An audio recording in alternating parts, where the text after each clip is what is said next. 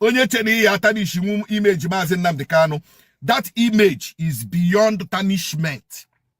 That image is beyond tarnishment. Now, let's focus on their new recruit. Lolo Nneka. Newly recruited to be tarnishing the image of Mazi Nnamdi Kanu. I was listening to her. Now, one radio station in Lagos. Interview on me. Gegide mwanya. Onwe ihe otara. Nwanyị sira Mazi Nnamdi Kanu mere gigene. Otara jigi ka otara edego. Gede Mazi Nnamdi Kanu mere gig. You know, onwe hunu ihe otara yo no ekwu IPOB. Ejigwe IPOB juru family business. IPOB juru family business.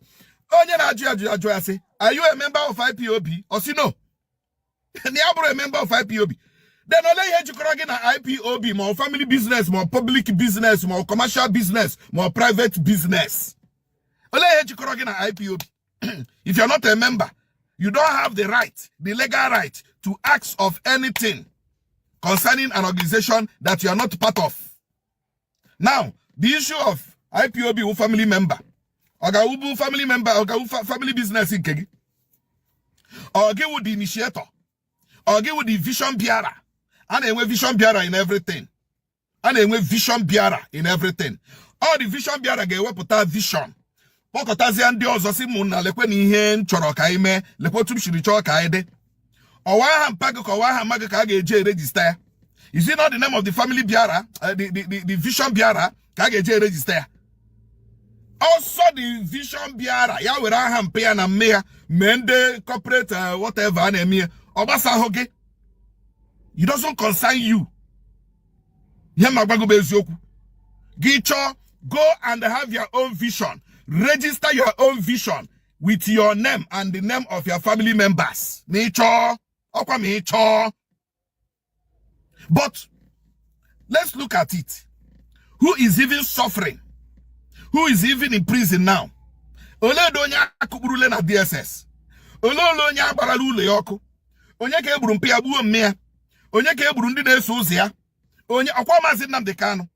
Akwa ya na Sokoto prison. Akwa uyanwa no kwa Sokoto prison. So le ho je ewutegi na Mazi Nnamdi Kanu register IPOB.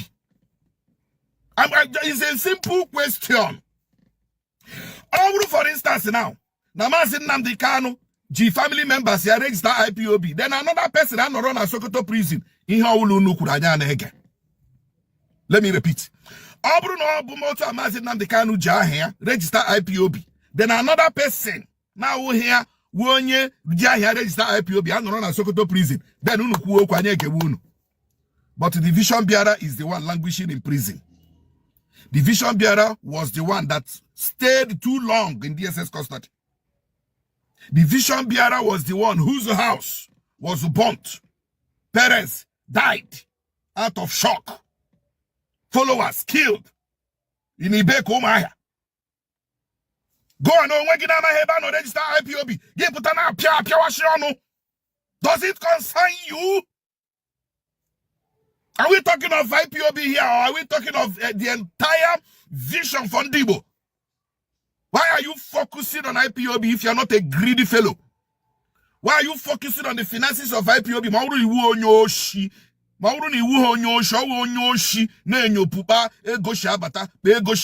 You are a criminal. IPOB is not a government organization. It is not a state government or federal government where you have the right to question how they use their finances.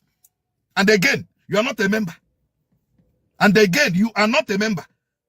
I want to see, okay, be a member of IPOB, which means in our two dues, in our total. At least I think with go later on IPOB, you get with go later on IPOB. Then you have the right to question how the finances are being managed. Now I got them. You would only IPOB in our total there. You would remember in our total, in everything. Financially, you are stable. Financially, you are up to date. Then when you have the right to ask, Egonde ani na anye na ato. Egonde ani nem na ato. Ole be she mega gini, be she hashigeye. Ole be she kedu ke she jikwa the money. You want that right? Lolo nek e onye IPOB. Lolo nek onwe di ihe gbasara gi na IPOB. Lolo Nek, ishi na ewu journalist. Ama moderi journalist ga put tanish we image Nnamdi Kanu. They've recruited you. You cannot suffer half of ihe Nnamdi Kanu tara ahụ here n'obodo abụ Nigeria. Ibido na akoheri. Nwanyị. Ojikwe nwanyị. Nwanyị achụkwa. Maazị Nnamdi Kanu achụhụ nwanyị. O nwoke ka ọ ga-achụ. Ọ gwara gị na ọ homo. Otu m nọ na ma achụhụ nwanyị. Ọ nwoke ka m ga-achụ. Ị na-ezuzu ezuzu. Anya ọ na-eshi gị mmiri. Ị na-awụ ya ala. Mba nwoke achụrụ nwanyị. Gbasịa m ihe nwoke ya achụ. Nwoke ya achụ nwoke ibie. Ị mara ihe? Ị mara ihe nne? Onwe ihe ma. They have recruited you, the new recruit. Udele na ndị nke ọzọ ma uru agụ ha na ndị nke ọzọ they are outdated. They have expired. Go with the new game now, the new catch, the new energy. Gena fully elu. You can never tarnish the image of Maazị Nnamdi Kanu. A man that has sacrificed his freedom for ndị Igbo. A man that have toiled and suffered for ndị Igbo. Criminals, Ndoshi, they mesmerized the Southeast, using the leaders of the Southeast. All cause for this problem. Insecurity in the Southeast, who leaders of the Southeast cause here, Nnamdi Kanu. For years, ESN on imo here, here. Nobody have the problem again of the Fulani herdsmen doing this, doing that. Ejirindo criminals. Ndo jabe eliozu to blackmail ESN. Abu okpom n'ime ọhịa ha pụta n'ụzọ jụma onye na-egbu ashino ESN gburu. Awu mejiwo nwa afọ Igbo. And I can never deny Maazị Nnamdi Kanu. Lekwe ihe Gumi nọ na-ezuzugharị na-ekwu. Gumi was even saying that ka na-akwụ ndị bandits their ransom, that they are using it to be buying their weapons. Gumi kwurie. Gumi ogala DSS mba. Police omeni invite mba. Military omeni invite mba. One onye gbara Gumi akwụkwọ na court mba. Gumi elebe o kwesịrị nọ now na prison, but on ya mba. Even the leaders of the North are protecting Boko Haram. The leaders of the North are protecting ISIS, ISWAP, bandits, they are protecting them. Iba Hakaron has it our brothers. Iba Hakaron has our prodigal brothers. Iba Hakaron has it our prodigal sons. But all unu undi boka use against your own. Unege wonu ge kwinyo. Ihere megbu unu. See what bandits are doing. You want to tell me that the governors of the North cannot stop what bandits are doing? Even in America, but where they were. Sultan of Sokoto Lebanon now. Where in there? Kambe Shihonia. Inuno Lie. Kambe Shaha to Chalayan, the America to Chalayan na December. Na Sokoto. You don't see the man again? Ihone also. Ndama ihe mega. The amalgamation of Nigeria shouldn't have happened. Because onwe heji kora inanda. Onwe heji kora inanda ugwu. Culturally, language, by whatever, onwe heji kora inanda. Na anyị na ndị ekwechi hino koto ofuebe. But because of anyuku Britain. Because of oshi anyuku Britain. Nkamanya Britain. Helen Dugu na ndodina. Na enwe ihe jikọrọ ha. Na enwe ha ancestor jikọrọ ha. Jikọ ha ọnụ. That is the problem and the foundational problem we are facing in Nigeria today. So if you don't know it today. Stop tarnishing the image of Maazị Nnamdi Kanu or any Igbo son or daughter that is supporting agitation. All right, time. A real woman a dog. Makandos aka ga-ego. I'm an aka ga-ego unu because some of ndị Igbo wunda akpiri ego. Nsogbu adịrọ. Chi go unu. Kuwenu. But remember this. Onye ọbụla nyere gị ego ka ire nwanne gị will not trust you. Because ebe nwere obi ire nwanne gị. Ọwụzi nyanwa na onwe ewu onye mba. Wu onye eji ka ị gaghị ere. It's a very short proverb. Ya wuru ka wuru ilulu. Lolo Nneka, the new recruit of ndị na-akparị Nnamdi Kanu, nwune gaa n'ihu ụbọchị nta a ga-achụkwa ya n'Owere nchi. Ihe onye metere ya jiri isi eburu akụkata aka n'obi egosi ndị mmụọ ebe ndị nọ mmadụ mana matakwa amata na okenye anaghị anọ n'ụlọ ewu ama n'ọgbụrụ Igbo mma mmanụ.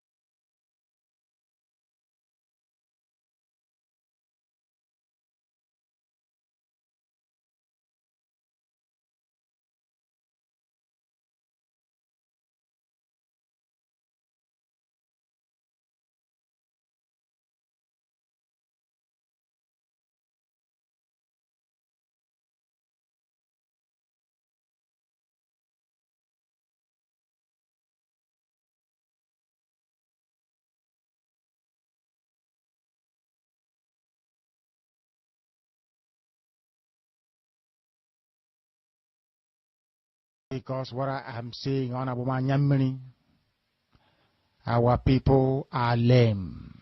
They are weak. I am struggling to count how many men there are in Biafra land. There are no more men left. Weak, docile, and imbecilic. Weak. I don't know how we can take such people to war. I don't know how we can take men who are not men into battle and win.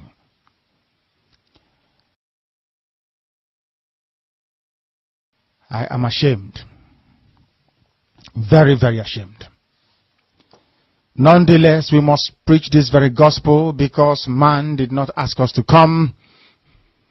Chukwu Abiyama in heaven mandated that we should come. If not, that I was called to do this very work, I will not speak to any of you anymore. But Chukwu Abiyama said this very gospel must be preached, and we must preach it. I have prayed since yesterday up until now. My request is very simple. The same prayer I made in secret, I will make out here in the open. Chukwu Abiyama biko. Since it is your intention that your kingdom will be restored upon this very earth, I need men. I need men. I did not say boys. I said I need men. Those of them that you created to restore your kingdom, they should come forward now, not tomorrow, not next year. Chukwu Abiyama. You must bring them now. I did not say tomorrow. Because the insult is too much. It is beyond what any human being can endure. We want to go and get Biafra, or we die in the process, because we are better off dead than witness some of this nonsense going on. The level of insult is beyond what any decent human being can tolerate. I was an Achinama. They bring their cattle into our land. They desecrate our land. They kill us in the presence of our families and nobody does anything about it. And when the police attend, the police sit idly by as people are being killed by not a multitude of people. Only 4. Only 4 Awasa people can sack an entire village in Biafra land, and we call ourselves men. No, we are not men. Until we redeem our honor. Until we look at integrity and say, we must have a part of it. Until then, to be honest with you. This is Radio Biafra. Now is the time to come forward. I did not say tomorrow. Now, tonight, is the time to come forward. 100 of us, and then we march. 100 and we march. The rest can come later if they want to. I am tired of broadcasting. I want to fight for my country. I want to carry arms to defend the honor and integrity of my country. I want to avenge the death of 6 million people. I want Biafra to stand as a beacon of hope, freedom, and liberty in black world. I want Biafra to stand as a testament to the glory of heaven upon the face of this very earth. I want Biafra to stand because my obligation to the dead outweigh that which I owe to the living. That is why Biafra will stand, and Biafra will come. 100 men, that's all. And we march. The rest can come later on. I no longer give a damn. The disgrace and the insult is too much. We must go and meet our enemies even if we have only machete and hoes. It is far more better for us to go and meet them and die with a semblance of dignity than with this very humiliation which we encounter every blessed day. We must assemble as quickly as possible.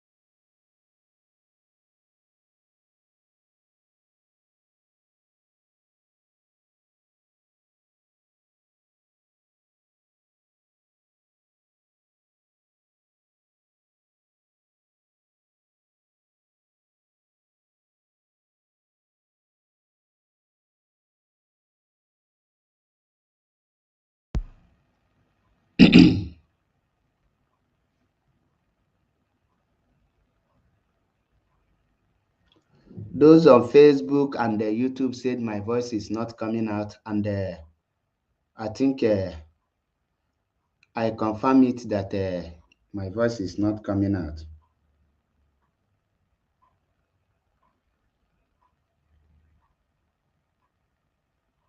Why? I think it's coming out now. I think it's coming out. Okay. We have finally defeated them. It's not easy. You know, when you leave your studio for a very long time, everything will go down. You will not understand it. Yes, even me, I can feel it now. Those on YouTube, if you are watching on YouTube, please identify. Are you watching from Mazi Achebe Paul TV? Tell me. Okay. Bomb Black said it's okay. You are watching from Facebook. Facebook have confirmed that my voice is coming. Those on YouTube, I want to confirm from you, please. Identify if you are watching from YouTube. I'm only seeing from Facebook. From Facebook is okay. From TikTok is okay. Let me confirm from YouTube. If you are watching from Biafra Unity TV or you are watching from Mazi Achebe Paul TV, please can I confirm from you? Okay. Because we have a very big task ahead. We have a lot of work to do today. Biafra IPOB, thank you. As we are waiting, let us hear from, let us bring the video that we are going to analyze today. So, but before I go ahead, let me greet the indigenous people of Biafra. Kankene Umuchukwu Okike Abiama, onye pụrụ ime ihe niile. We na-ekenekwa the leader and the founder of indigenous people of Biafra in the person of Mazi Nnamdi Kanu. Nke na-etu ikuku a na-afụ anya, the breeze that you can see. Ase Mechukwu Okike Abiama onye pụrụ ime ihe niile continue to guide you and protect you. Ị ga-adị ka echi maka na echi ada agụ agụ. Ị ga-adị ka isi mmiri maka na isi mmiri ada ata ata. Onye ọbụla afọ gị wee cheta ihe bụ nwa ya ka akwalili ya lekọ na ezinụlọ ya. Mgbe sị na onye ọbụla mfụ gị wee tie aka na obi dada, ọ ga-enwe ọrịa obi. Wee sị na ị ga-aje chije ma bata with Biafran flag. And mbọ niile ịgba na njem a amanachanata n'iyi. Ndị ọbụla ebe ha nọ wee na-ezukọ n'ụbọchị nke tata ka iwe nwee ike nwụọ na njem a. Asị m na ha ncha niile ha ga-eji ana zelu mmiri na Eke, jiri ana zelu mmiri na Orie, jiri ana wee zelu mmiri na Afọ, wee jiri ana wee zelu mmiri na Nkwọ. Ị ga-echeche ma bata na arụ isi ike. Ise. Biafrans and lovers of freedom, n'ụbọchị nke tata, ozochego gbacha unu n'anya the topic. The zoo contracted agent called Lolo Nneka Chimezie, popularly known as Nwanyi Imi Ezi, Olandigo. And n'ụbọchị nke tata, I ga-eweta interview nke ahụ o mee na VOP, which is Voice of People Radio. Ka anyị mee nya analyze, ka anyị mee anyị tụka enya, ka anyị nyocha ihe niile nọ there. Ka anyị wee bọpụta ka o ji wee disgrace onwe ya, ka o ji wee mebe onwe ya na that interview. Chetakwa na one of my favorite quote, ọ na-enwebeghị onye mpụta to dispute me or to prove me wrong, bụ na you cannot defend this current DOS without sounding stupid. No matter how intelligent you think you are, the moment ibidoli defend this current ex-DOS gangsters, definitely you will start sounding stupid. Now, I get way better before you because you are going to here. I am not to Kwasamada asị. nke ọbụla anyị na-eme anyị na-egosi gị evidence ya unu ga-afụ ya here izi ngwa bata na nna Maazị Nnamdi Kanu na ụmụnne ya dị ọrụ nwayọ zuzuru mechigodo ntị. Watch live on YouTube at VOPTV. For those of you miss this interview, achọm ka I relax ya because na this platform anyị anaghị agbasa ga here and anyị abịalọ here ịbịa kpọọ iyi. Ihe anyị nọ here bụ ọmụmụ ya na nkọwa. We are here to tell you the truth. Anyị nọ here ka anyị gwa gị nke bụ eziokwu ya na ịgbazi gị na the activities, the strategies of IPOB personnel anaghị ebu false propaganda, and everything Maazị Nnamdi Kanu megolu, every effort, everything Maazị Nnamdi Kanu kwugolu ha ncha niile abịago na mmezu. Onye ọbụla mma Maazị Nnamdi Kanu mana Maazị Nnamdi Kanu bụ one of those. I will like, if you call him prophet, you are not making a mistake. If you call him Onyendu, you are not also making a mistake. Mana one thing, Maazị Nnamdi Kanu do the exception abuna. Every word ni no na-ekwu abịachago na mmezu. Now, Nneokwa Chimezie, aka Nwanyi Miezi, ọbịago tie aka so kpọtaga ụkwa jeze. Now, she is the new contracted agent by Nigeria government in order to pull Maazị Nnamdi Kanu down. But one thing on amalo bụ na ndị contract lia akọwala ọrịa the thing ọfụma. Ha kọwala ọrịa everything. Ha gwara that na Maazị Nnamdi Kanu and IPOB cannot be pulled down. That Maazị Nnamdi Kanu, the image of Maazị Nnamdi Kanu cannot be tarnished. Maazị Nnamdi Kanu a build-go legacy.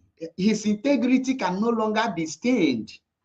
The integrity of Maazị Nnamdi Kanu, his integrity is speaking for him. Even in the hands of the enemy, his achievement, his well-doing is speaking for him. N'ụbọchị nke tata, ogo na Maazị Nnamdi Kanu ekwulu okwu for 10 years, you cannot stain him, you cannot tarnish his image because Obi will get beyond destruction.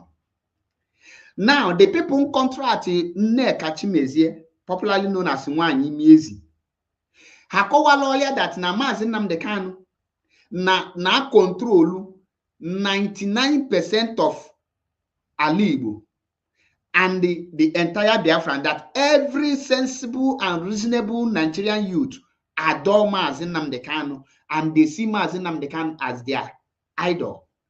They see him as their messiah. They see him as their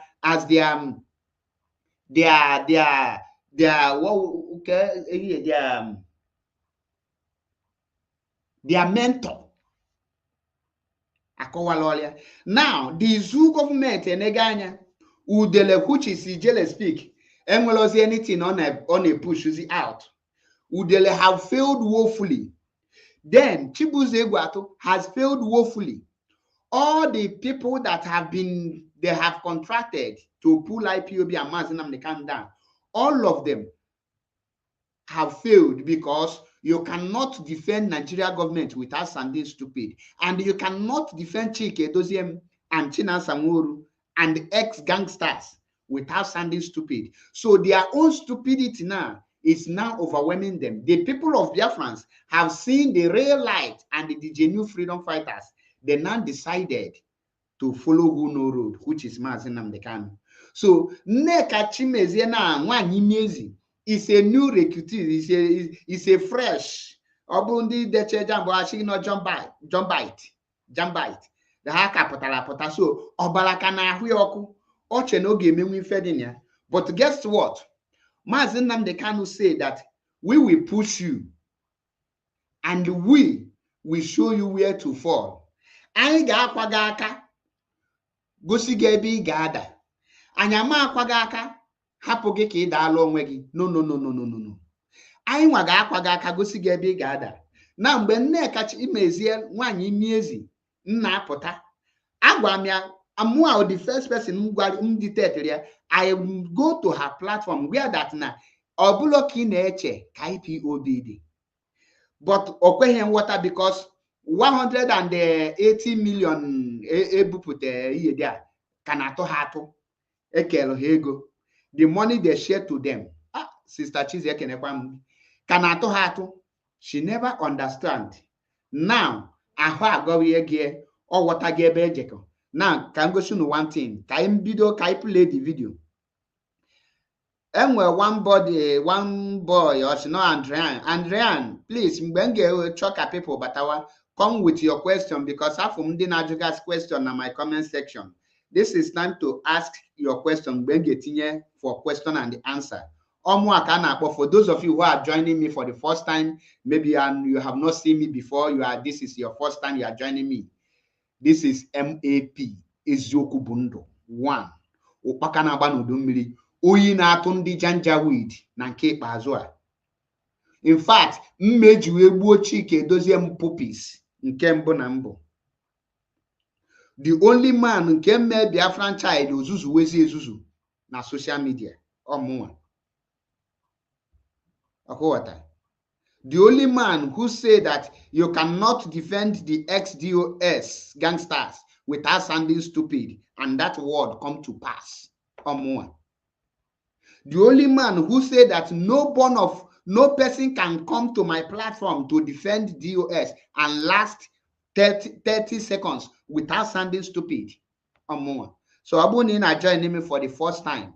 About the end of the road of Nneokwa Chimezie, aka Nwanyi Miezi. Okwu niile m kwuru na mbụ ọbịago na mmezu. So ị na-join me for the first time, welcome to my platform, my domain. Ebe anyị na-etichasị na-azachasị ndị ọbụla ha mee mkpochi. Sọsọ ihe ị ga na-anụ na this platform bụ sọsọ eziokwu. Eziokwu Chineke. Nke ọ bụla anyị na-egosi gị evidence. Ihe a na-agwa gị tụpụ nkịta akpịrị, ngị gosi enya, anyị tụpụta nke anyị na-egosi gị.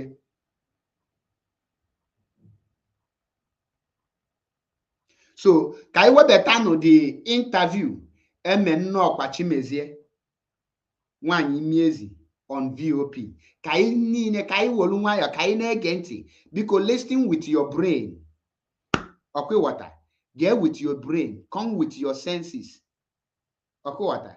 So that ka ị mụta ihe. Ka anyị ga-enu Nneokwa Chimezie the question and the answers. At this point, ka ị malụzie ma this woman o mean well for ndị Igbo ma ọ bụ a Nigerian agent. Oya. Subscribe to the conversation. My candidate is the best, or is it? The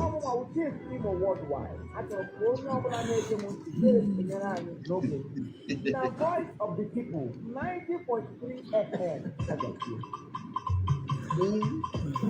Chifimosi ya gaziere gịnị ma na-ege ntị ọ ka bụ n'omume Igbo maka n'oge ndị Igbo na Voice of the People 90.3 FM.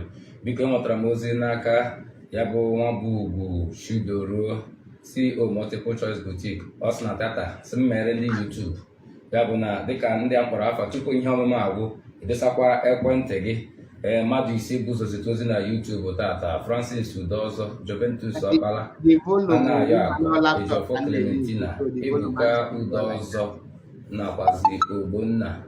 Biko mmadụ ise anụnwa detanụ akara ekwentị unu na ya bụ YouTube ka m sere ya. Ọ bụrụ na emechi ihe ọmụmụ a unu ga-enweta ya, ma ọ bụrụ na unu enwetaghị ya, ọ bụrụ na unu etinye gị akara ekwentị unu ya bụ na mụnwa bụ onye amụma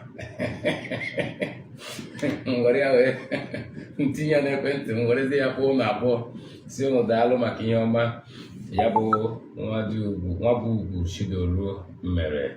Oge ahụ na-agwa gị eruo na ya bụ ihe ọmụmụ Igbo amaka n'oge ndị Igbo na Voice of the People 90.3 FM.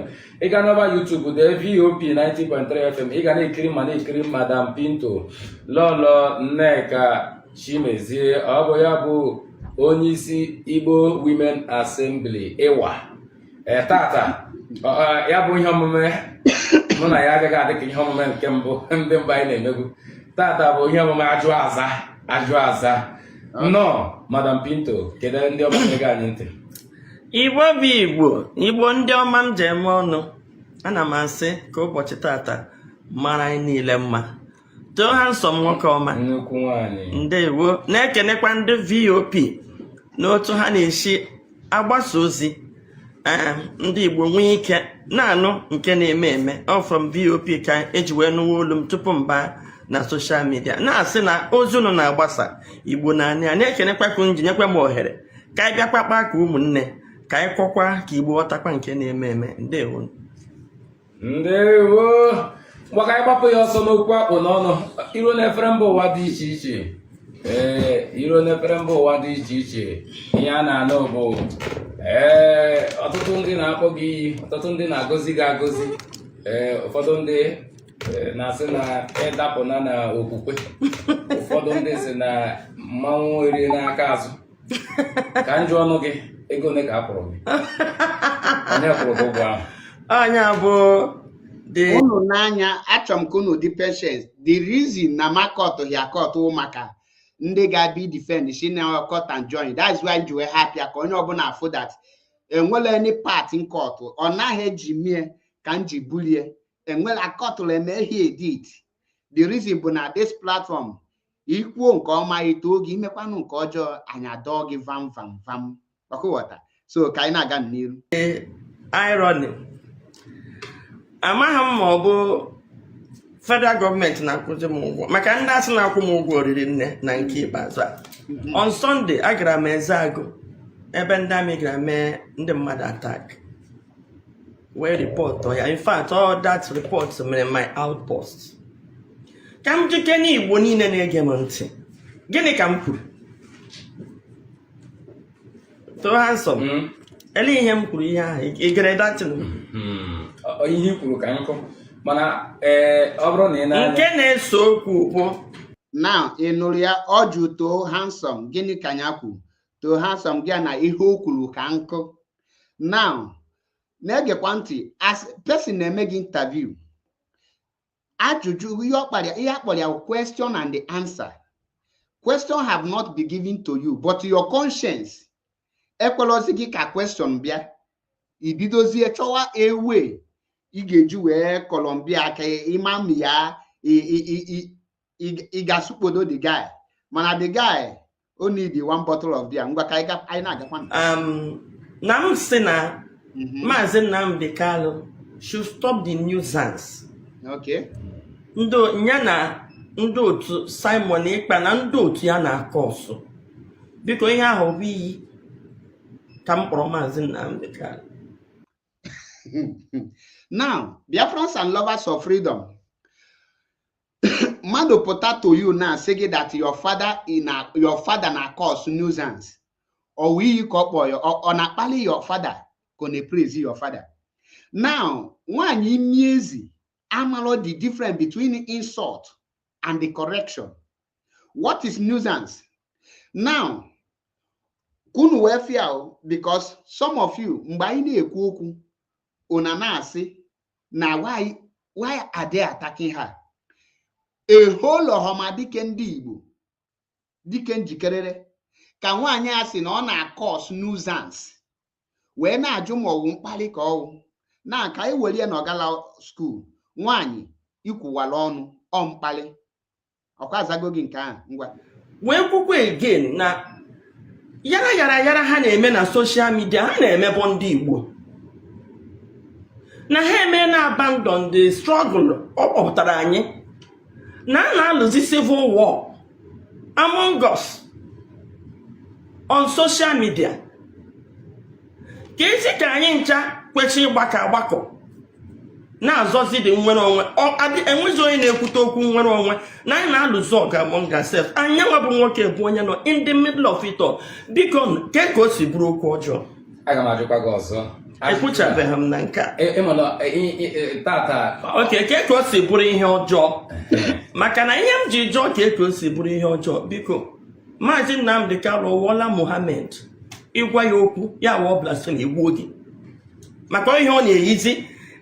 Ngwa ka nza gị nke a Maazị Nnamdi Kanu is bigger than Mohammed. Yes. Mazi Nnamdi Kanu is bigger than Mohammed. Now, on a normal ground, one year kwesịrị dị ndụ ka ịgwọ nwa nwaanyị nke bụ eziokwu o kwesịrị dị ndụ. Now, according to nwaanyị Chimezie, ọ sị that na abandonugo the struggle na anọzi civil war. Nwaanyị Chimezie ka m jụọ gị ofu ese, for the past 5 years, where was Mazi Nnamdi Kanu, or where is Mazi Nnamdi Kanu? The first 4 years and a half, Mazi Nnamdi Kanu was in the DSS headquarters in Abuja, being detained. And in the past 4 years and a half, the people claim that they are piloting the affairs, the activities of IPOB, are the ex-gangsters, which is Chike Doziewu, Chinasa Nwewu, Agbanyiha, Nwada Zayoba, and the rest of them.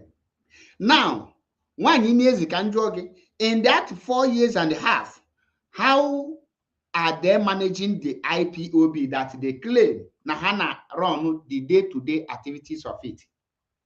In other words, the katakata and the crisis started the moment they take over. The moment they stopped, Mazi Nnamdi Kanu was kidnapped. Their incompetency and their incompetence showed up. Their weakness showed up. Now, Ogosi that any of them wear the mantle or the wisdom of leadership. Now, Nneokwa Chimezie, you confirm it that the ex-gangsters abandoned the Biafra restoration. The only person that was still fighting that Biafra restoration is Mazi Nnamdi Kanu. Because Mazi Nnamdi Kanu kanonaka ndị ilo, ononaka ndị Nigerian army, ononaka Nigerian government, ononaka Nigerian police, ononaka Nigerian DSS. Ha jidere ke the reason eji ejide Mazi Nnamdi Kanu. The reason eji ejide Mazi Nnamdi Kanu do because no give Bello up. Mazi Nnamdi Kanu give up of Biafra today. Definitely the next day you will see him walking freely like Sunday Igboho. But the reason Ejueka Jide up to date or not choosing 6 years also, because he has not given up. Now, one Chimezie, now can't you one Chimezie? In the past 10 years, from 2012 to 2020, 2021, and where this kind of crisis in IPOB, the answer is no. Who is then managing the everything about the movement? That is Mazi Nnamdi Kanu.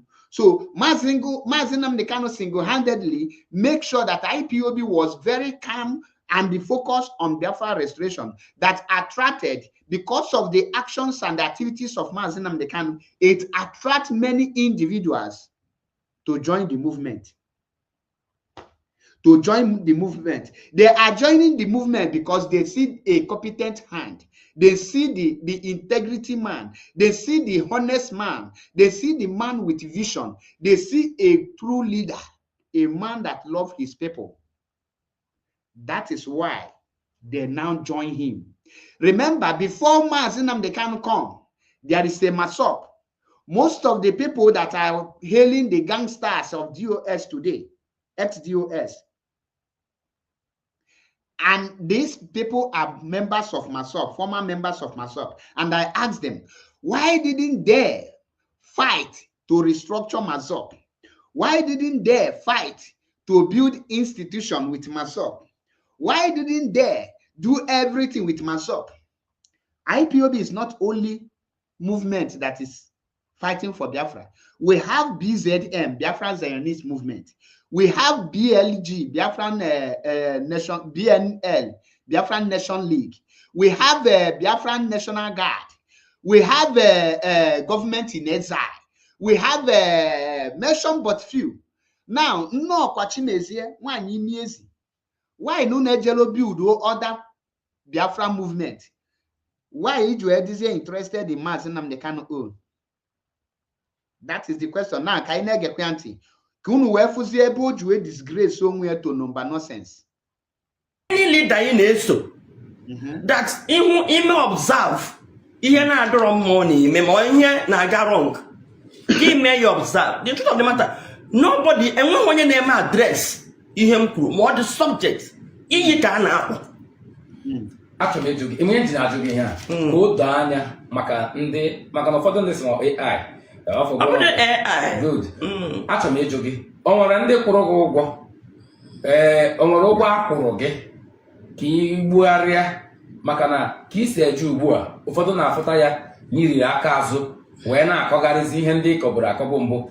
Madam Pinto Lọlọ Nneka Chimezie onye isi ịwa akwụrụ gị ụgwọ ka ị kwutọọ maọbụ na-ekwujọ Maazị Nnamdi Kanu? Ekwujọghị m Maazị Nnamdi Kanu, so onye ọbụla sị na m kwujọ Maazị Nnamdi kama na ihe mere na ọbụla Maazị Nnamdi Kanu achọrọ ka a gwa ya okwu maọbụ gwa ya eziokwu, mana ọ nwere onye kwụrụ gị ụgwọ. Wela maanị m onye ga-akwụ m because federal gọọmenti na-achụ m, gọvanọs na-achụ m, ndị autopilot na-achụ m because ana m eme observe ihe onye ọbụla na-eme na-agwa onye ọbụla okwu. Autopilot na-achụ m, ndị otu Metusala na-achụ m, now Nnamdi Kanu na-achụ m. Now ịma enwere onye kwụrụ ụgwọ okwu a ga-enwe onye ị na-ekwu. Biko ọ sị na Maazị Nnamdi Kanu na-achụ ya. Biko Maazị Nnamdi Kanu apụtago from Sokoto prison wee chụwa Nneokwa Chimezie. Na Biafrans na-egekwa ntị. Asị m ka njụ anya Maazị Nnamdi Kanu ọ pụtago from Sokoto prison wee bịa chụwa Nneokwa Chimezie nwaanyị Nyezi. Now this question the interviewer njụrụ ya bụ o nwere onye kwụ ụgwọ? The answer kwesịrị ịbụ o nwelekwana onye kwụ m ụgwọ. O nwere onye kwụ m ụgwọ kwuchi mụ na gị na-abụ mma that na o nwere ka o kwete na akwụrụ ụgwọ. So that one already anyị magulu the answer, but her actions have already showed what she stand. Ihe ọ nọ ya bụ she is a contracted agent because n'unu n'ezi anya ike agụgụ udele this now confused. O nwere ozi anything udele ma ọ ga-emenwuzi. Udele nọzi now in a that is amalọm ya ga-akpọzi akpọ. So the Nigerian government need a fresh agent, somebody that is something new, something fresh. They contracted her because before I got contract, I got negotiate ya ka amalọm ọ na-esi ike. Now ọ na-agbazi, but one thing bụ na you cannot defend a failure without losing your intelligence. In an end, you might defend evil without losing your intelligence, because the more you try to defend evil, the more your stupidity will fall out. The nzuzu no gini me gana pota, and a lot of people gana for how nzuzu ide. Okuwata. Now, enwele kwa autopilot we na atwe. Government wee na-achị ya. Biko kedu gọọmenti na-achụ nwaanyị na-eyuzu police wee na-agagharị? Is Nigerian police not part of the government?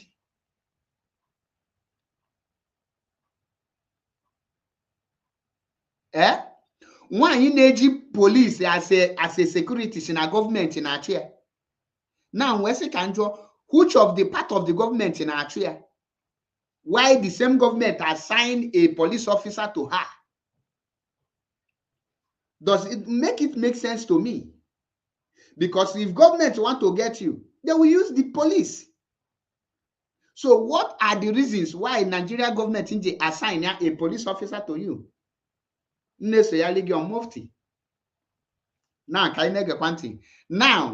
Osina Maazị Nnamdi Kanu sokuzi wee na-achụ ya. Kedebe Maazị nọ wee na-achụ ya. Ọkwa the same woman shigi ọkwa ọsọsọ once ka o jegoro fu Maazị o. Only once ka ya na Maazị for. Now that once oji wee na contradict onwe left and right. But on nwere ebe anyị na-aga mana ya just the beginning of the interview. That is why in all of this program, it got calm down. You have to be patient because I nwere time. Remember, you cannot defend the ex-DOS gangster without sounding stupid.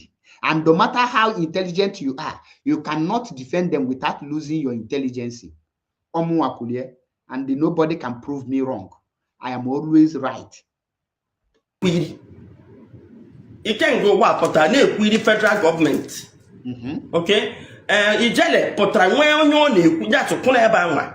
Achọrọ m ịma enwe onye kwuru gị ụgwọ ele okwu m na-ekwu gosiri na enwere onye m na-ekwu iri nwere ike ịkwụ m ụgwọ because I am the mwa onye ka nọ na danger as long as ala Igbo is concerned. Mana ka ọ dị ugbu a ka anyị gazie na ọtụtụ ihe ndị na-ekwu gbasatara maka na ọtụtụ mgbe ị gara live n'efere mba ụwa ọtụtụ okwu bụsị ihe dị mmadụ nọ nke anyị na nke gentleman ọ nwere ka isi wepụta ma kwuo si na ka ọ dị ugbu a n'ụwa zuru ike ka dị maazị Nnamdi Kanu bụrụ gentleman dịka ndị iti si ikwu ya ị pụtara gaa n'iru ma kwuo dịka ka anyị na-asa ya ofu ofu ka ọ hapụ ịgbala ha ụwa zuru ike mgbe ụwa zuru ike na-achị m sọ ndị mmadụ nwere ike ịpụta mee express ihe ọ na-eme na-adịghị mma enweghị onye na-akpọ ya ekpere ma onye ori akwụ na onye ohi no nke a na is becoming toxic because nobody will talk.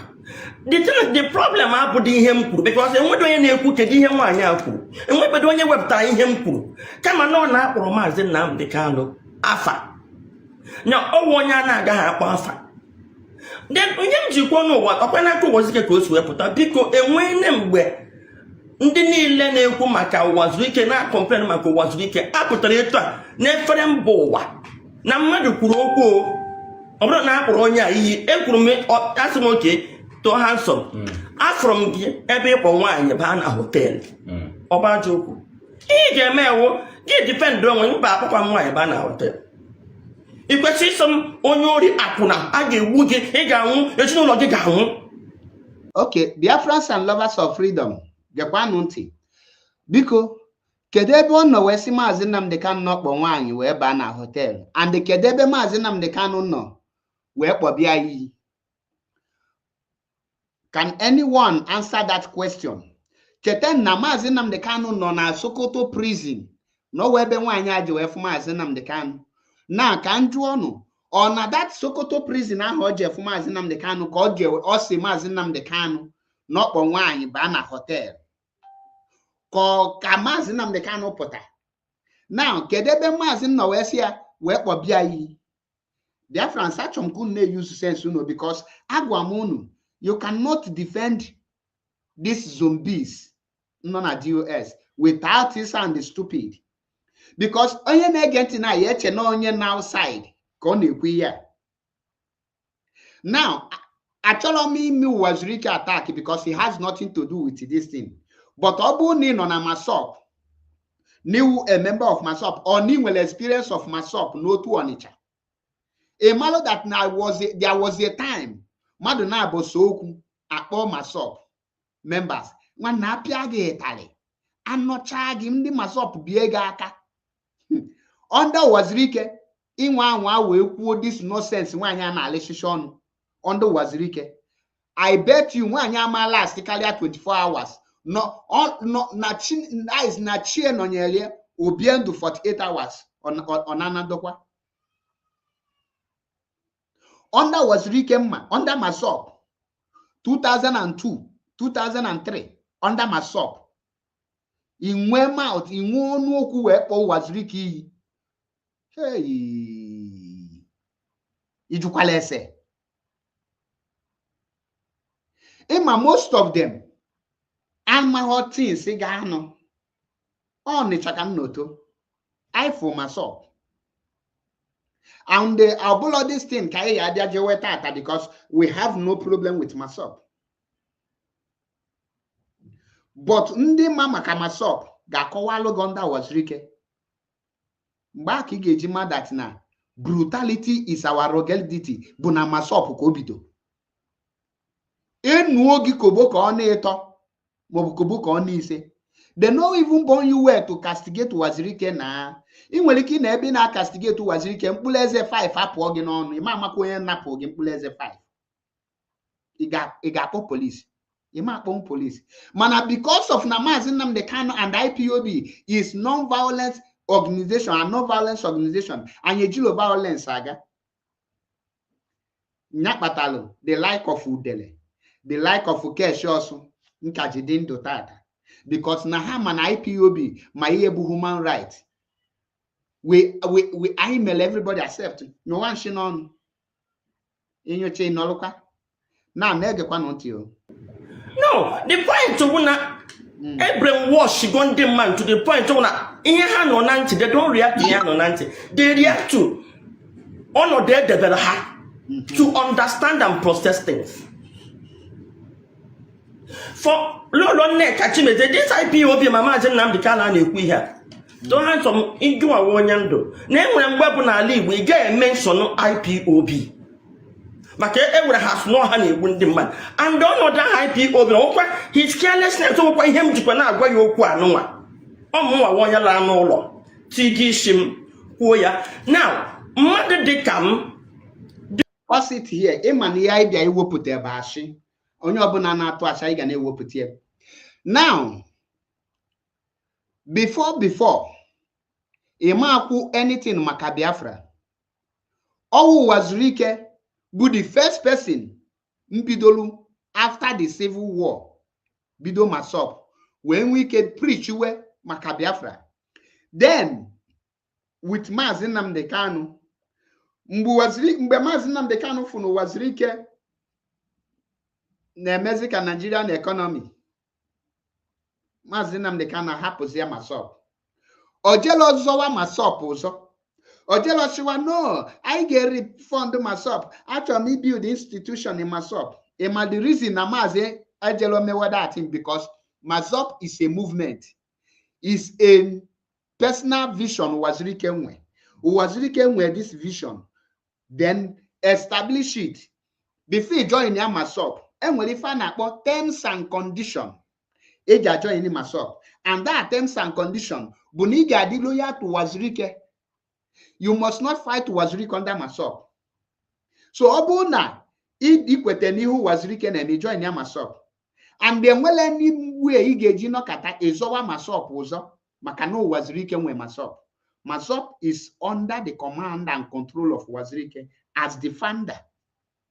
Gini ka Mazi me, Mazi apụọla onwe je because onwe his own vision. Ochebido IPOB. Now go be that IPOB.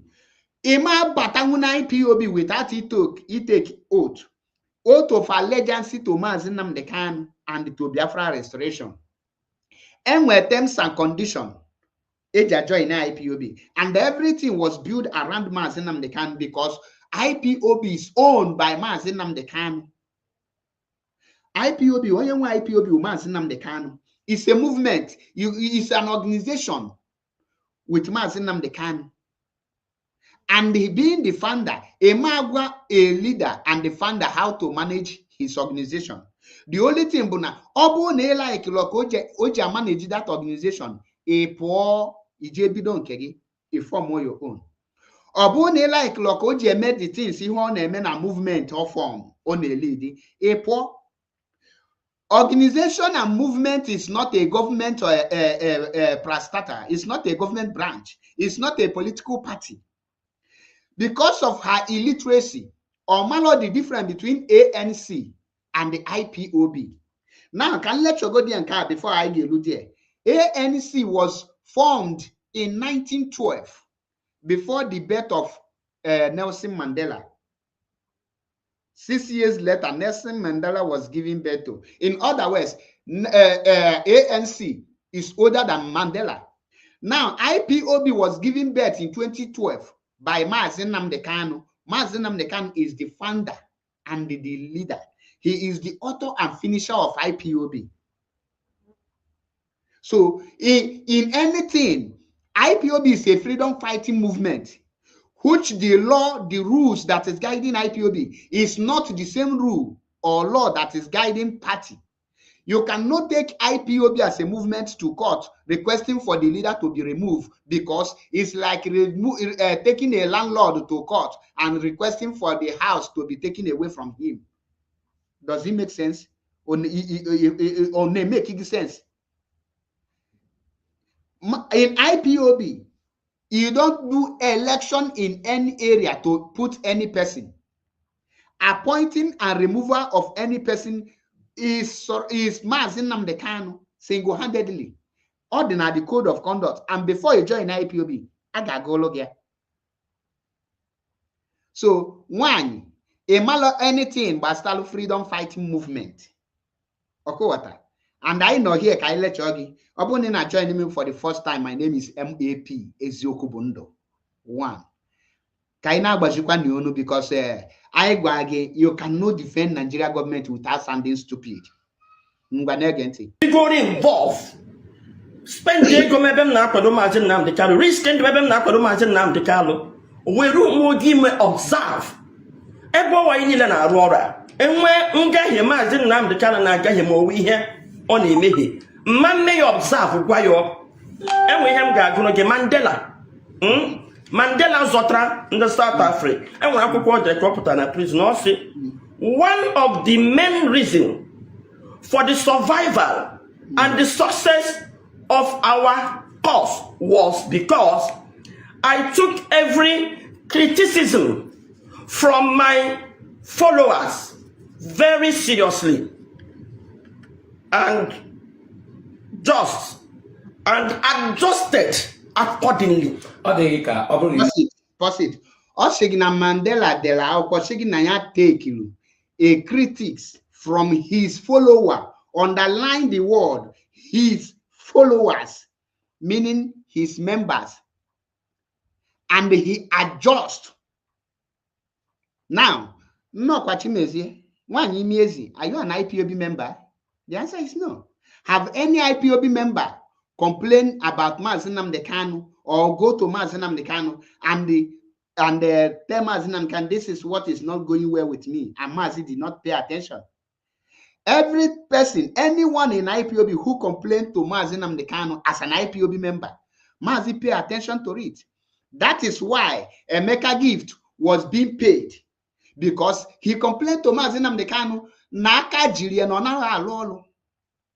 Now, nke kpọrọ onwe na agụsịsị so mmiri n'Italo here, nsi na afịa bụ Pamela Clifford, unu ji omote wee malụ. Mgbe ọ na-agba akwụna na Street of France, ọ na-eme ihe okpo miliki eji 10 euro wee na-apị ọkụ, even na abịa na protest enyi ọkpa with 10 euro and ahụji anya. Maazị nere anya si mba asa na onye na-ewu nna na-abịa IPOB, Maazị nye ọda si nye na apartment na anyị ga-akwụ ụgwọ. Maazị kpọpụtara ya from that street ticha anya nyekwu ya document dee letter nye Italian government si so person who IPOB nye. That is because Maazị listening to his followers. Maazị now give that person a document. Nye ọrụ kpọpụta ya from Olosho job. Now, mgbe Maazị na-enwe meeting with some members of the US, Maazị gwa gị that na ya at times so seek hear their opinion, any advice. And well, any member of IPOB being asked that he have criticized Maazị Nnamdi Kanu and got into a problem. No. Maazị love criticism. That is why even on Radio Biafra, Maazị ga-akpọ when ndị na-ebe ha akpọ that time, onye ndu, God bless you. Maazị say, I don't need this kind of people. I want those who will come with a brutal argument. People who will have a different opinion, who will disagree. Maazị love people that has different opinion. That is why Oji say that now any day you prove to him that you know more than him, he will follow you. Jackson Eji Ekenekwa, I greet you. Now, when Chimezie, listen. Remember, Nelson Mandela did not appoint himself as a leader. He was elected by ANC because he is not the founder of the party movement, and ANC did not fight for South Africa to break away. ANC did not fight for the freedom of South Africa because South Africa is already a country. ANC only fight for the white people who are colonizing them to leave them alone. That is what we call apartheid regime. It's like when Nnamdi Azikiwe requests for Nigeria to get independent from British. That is not something you can talk about, because before then, Nigeria is already existing. South Africa is already existing. Mandela only requested for the people to leave. But guess what? Imahonka. What Mazi Nnamdi Kanu is fighting is a new country, a country that need to be given birth to. A country, he need Nigeria to break into two. If I ask you now, which country did Mandela South Africa break out from? Nneokwa Chimezie. Which country did Nelson Mandela break out from? There was no country. And when a country able to break it out, because he is a South African, they are still South Africa till today. But because now Iwa and New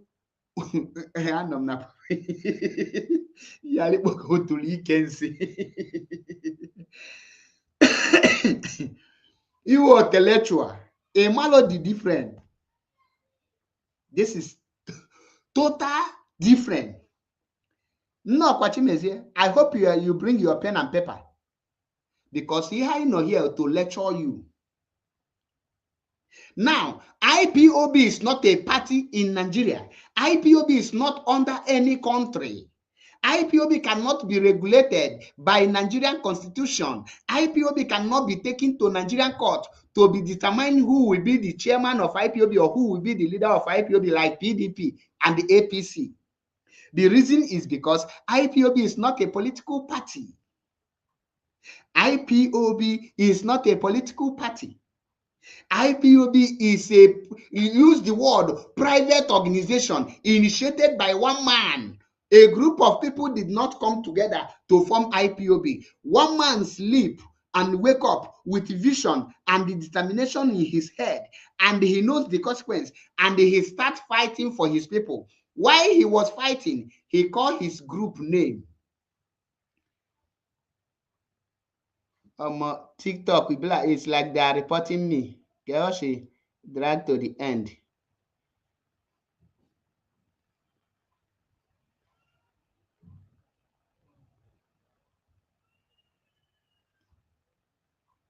Because power tap on the TikTok, I'm Hannah report to my life. But we have come to stay. Power type. Okay, what? Now, IPOB is not a political party. Get that into your head. Man, guess what? You cannot reason. You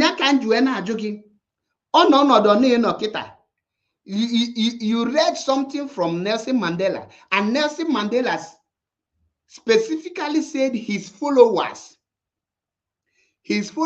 are his people, those that agree to him, not any person. That you are South Africa does not even give you right to question ANC if you are not a member of ANC. Now, IPOB, when you check any place that IPOB is registered as a movement, as an organization, not as a country, because they are fighting for a country. Now, you have right to question IPOB if Biafra have been restored and IPOB is a political party and they are the leading party. Then you as a citizen can question their activities, or if they are doing something with the resources of the people, the land, you now have the power to question them. You have the power how they govern you. IPOB, we are not governing any person. We are fighting for our freedom. We are our enemy are those Nigeria government, not even those that believe in one Nigeria. The government alone is our enemy. So when Chimezie, I believe you are learning. So Obro Mazi Nnamdi Kanu cannot take any criticism. And then you do something in people that once you bring, no matter how heavy, that criticism is met with harassment, intimidation, even threat to life. I gana abali ya n'Igbo maka ndị Igbo. Kaila ya ka esi budo. Mgbe na-enye Maazị Nnamdi Kanu nwale, ị gara n'ụlọ ikpe.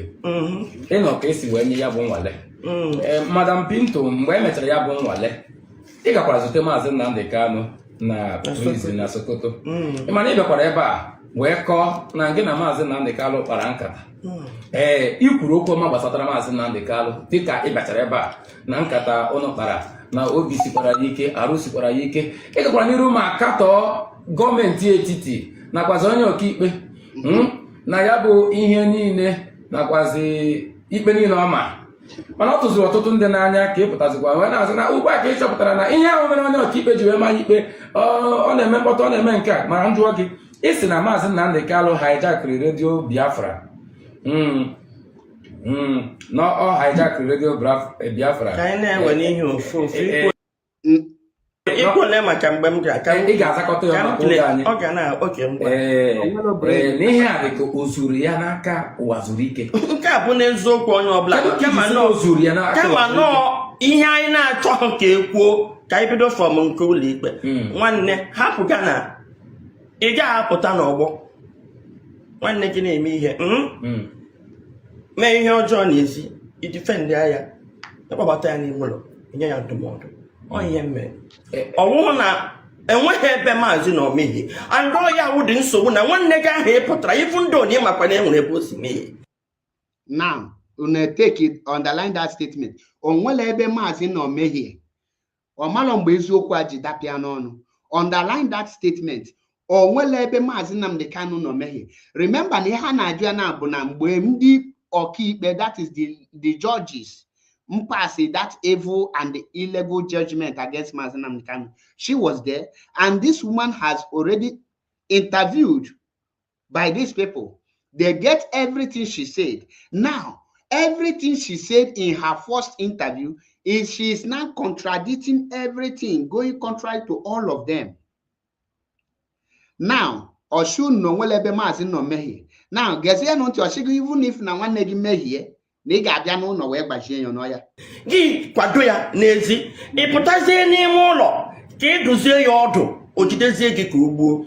Ị kwuru maka George. Maazị Nnamdi Kalu enweghị defense. Or put up his defense, which is wrong.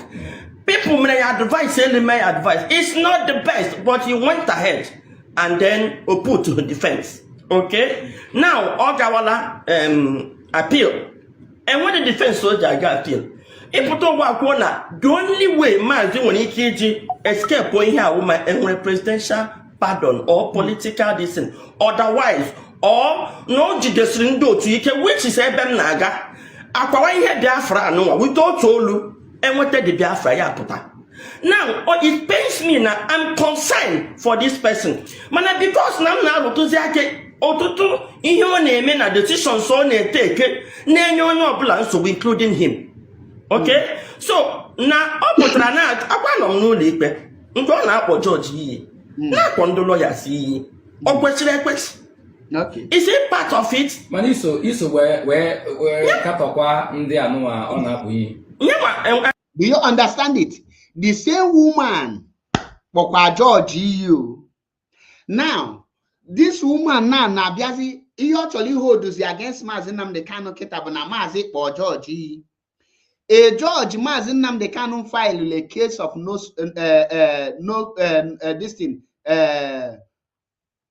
no case submission. Maazị Nnamdi Kanu filed no case submission, and the judge annulled that no case submission. Now, the judge ekwelo ka Maazị Nnamdi Kanu send his own written statement after you file a no case submission. Now, the same judge ka this evil woman pụta bịa na castigate, bịa na justify. Now, ka njụọ gị nwanne ege m ntị na you as a Biafra, onye akịtọ dị gị kọfụ Maazị Nnamdi Kanu n'anya, onye akịtọ dị gị kọfụ ndị Igbo n'anya, onye akịtọ dị gị ko mean well for IPOB. These are contracted agents mbịali pool Maazị Nnamdi Kanu down. So her own pain now, but that now the people who send there, while na media of Maazị Nnamdi Kanu adago na Maazị Nnamdi Kanu enwelozi media na Chibuzo Egwuatu and the Chike Edoziewu and the Kekoda, the dwarf in Italy. Now these people at destroy go media, go and finish the work, go instigate the people against Maazị Nnamdi Kanu. So all the very, very shock that now the moment Otinyelisi or Jamugodo MAP. kpakanagba n'udu mmiri n'ugodi nwanyị ose n'anya o mee ka o wepụta isi Njideka Ada Igbo na Canada enuo ya aboniki then ọbịa ka ọ na-azụ Metusela ịhụ ya mmiri ọkụ n'azụ then ọbịa ka ozo Darlington akwazie ya condemn acid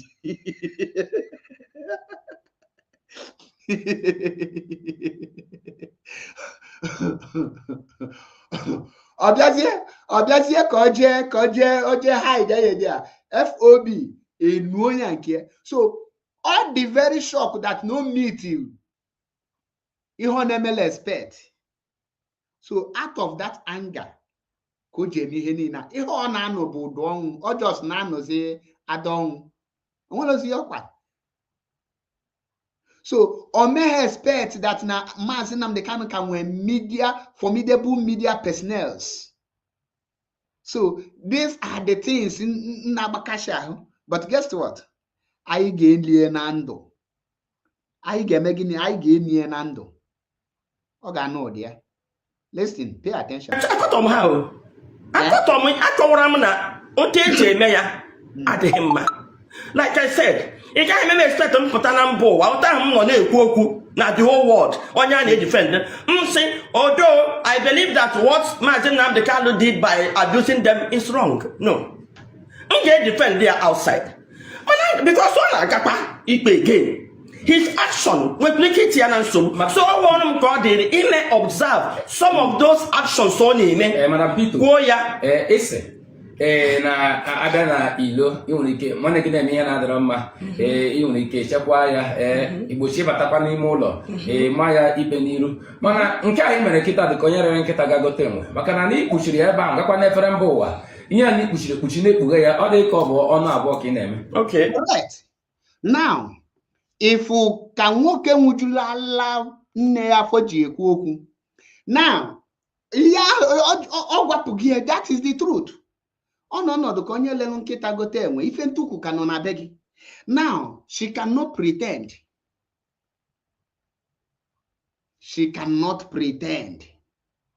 ka ọ ga-eji wee pretend na ịnọ n'efele mba ụwa Maazị Nnamdi Kanu ahụ isi na ị na-ekpuchi apụtabeghịkwanụ ka ị wee malụ ma ndụmọdụ i nyere ya ma ọnụrụ ya maazị ahụ erelizibeghịkwana ya ka ị wee malụ the next step maazị ahụ ị ka na-ekwu maka ya ka ọ nọkwanụ n'aka ndị ilo i wee pụta n'ihu akwụkwọ wee kọjawe ya wee pụta n'ihu akwụkwọ wee bowie all manner of allegations i wee pụta iru akwụkwọ wee si na onye ọ na-egbuchichi ndị mmadụ gịnị ka ị na-akọtọ onye ahụ ka nọkwa n'ime o so gịnị dị iche ihe ahụ ị na-eche ikwu kịta you are now the epitome of that evil character efuria ị ka nọkwa n'ihu akwụkwọ wee na-eme ihe ahụ isi na ịma nọ n'ihu akwụkwọ wee na-eme ngwa wọchị anụ ka unu ofu ka nwaanyị isi akị oyibo imi ezi ga-eji wee defend onwe ya intelligent ọ dịlọ akọwala ọrịa ọfụma anyị mechie ndị a ihe anyị ga-etie mgbe ọ ga-eji wee ghọta na ihe na-eme e ga-etie mgbada nwụrụ anwụ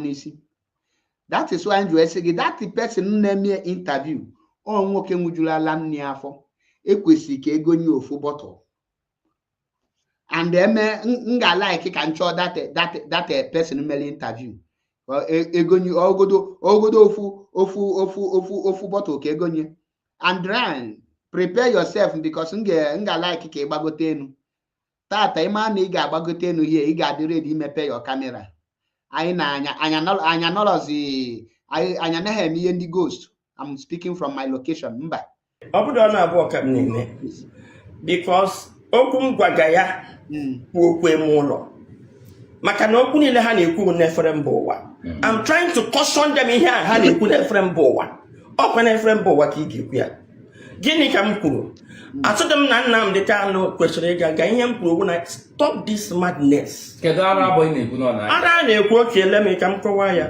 right now Maazị Nnamdi Kanu nwe onye isi ndị IPOB o kiri 200 men ya na ndị autopilot na nkọ enwere ndị nke m na-akpọ disgruntled IPOB members achụrụ achụ ndị otu Metusela ha dị 4 Now, I want a civil war. Only war blast na ya hụ ihe na-eme na social media. Na-eme na abandon the Biafran struggle. And was a civil war. Anyị na-alụzi among ourselves. Biko, gịnị bụ civil war? Ọ dịkwa ka ma galo school. Gịnị bụ civil war? Biko, enwere ọgwa na-anụ na Biafra? Ke ndị na-agbadi egbe abeg, ke ndị na-anụ dị agha? Okay, oh Biafra Nigeria no civil war. And the Ukraine and the Russia na anụ civil war. Why Israel and America na anụ civil war with Iran? So, a na-anụkwa civil war n'ala Igbo, amadị m. Nwaanyị ahụ ezigbote otele. Nwaanyị ahụ nwere ezigbo mental problem. And achọrọ m inye this advice. Please, if you are close to this woman, please take her to the nearest psychiatric hospital. All the very important. She need to be taken to rehabilitation. Ekwesịrị take care, KJ rehabilitate because on a mental disorder. Honestly speaking. Now, all na nwanyị anaghị enwe mental disorder. O kwesịrị ịjụ, first of all, how ka KKJ run IPOB in the first place? Who is the person that is appointing people in IPOB? And who is the person that is removing people from IPOB? Now, o kwesịrị ịjụ Chinasa Nworu, Chike Doziem, where was Mazi Nnamdi Kanu when he appoint you people? Now, Nneokwa Chimezie nwaanyị imi ezi. Achọrọ m ka mee ka ị mara that na Chinasa Nworu, Chike Doziem was appointed by Mazi Nnamdi Kanu. Why Mazi Nnamdi Kanu was in Kuje prison? In Kuje prison, he was also running IPOB. Why he even have a deputy as of then, but he also control and run IPOB from Kuje prison, and he appointed Chike Doziem, Chinasa Nworu, and the rest of members of DOS, because the then DOS members started rebelling against him.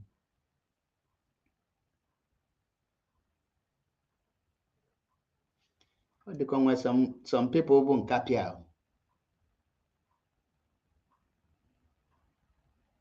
Akwata.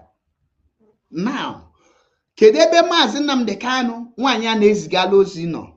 Mazi Nnamdi Kanu nọ na Sokoto prison. Na ịchọ izi Mazi Nnamdi Kanu ozi, ọ n'ihu akwụkwọ ka ị ga-ezigala ozi. Now, between Mazi Nnamdi Kanu and this Imiezi, kedu onye na-constitute nuisance?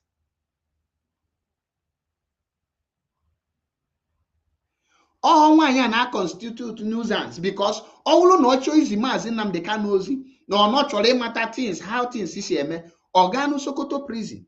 Oluo die, onwe conversation, discussion with Mazi Nnamdi Kanu. Then after ka ọ nwere ihe there, ọ malụzie Mazi ya agụ. Now, for those of you, many of you, amalo unu na no maka 100 men. Let me play this video again. Pay attention. Because what I am saying on our people are lame. They are weak.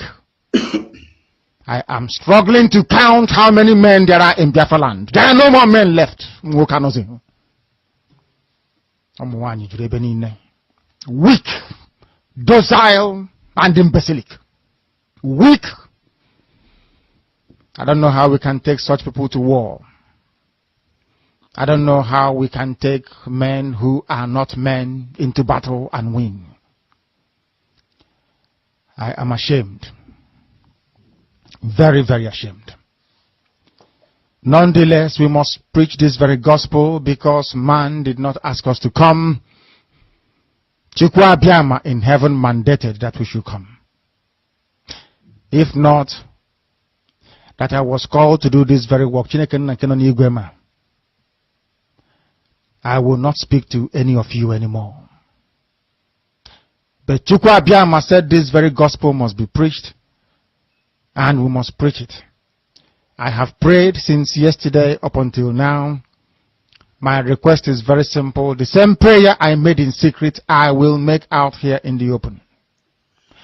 Chukwu Abịama biko. Since it is your intention that your kingdom will be restored upon this very earth, I need men. I need men. I did not say boys. I said I need men. Those of them that you created to restore your kingdom, they should come forward now, not tomorrow, not next year. You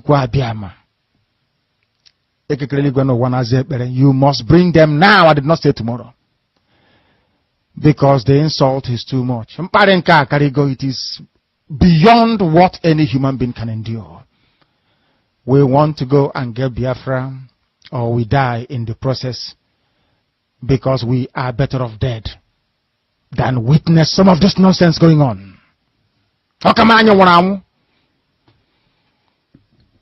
The level of insult is beyond what any decent human being can tolerate. They bring their cattle into our land.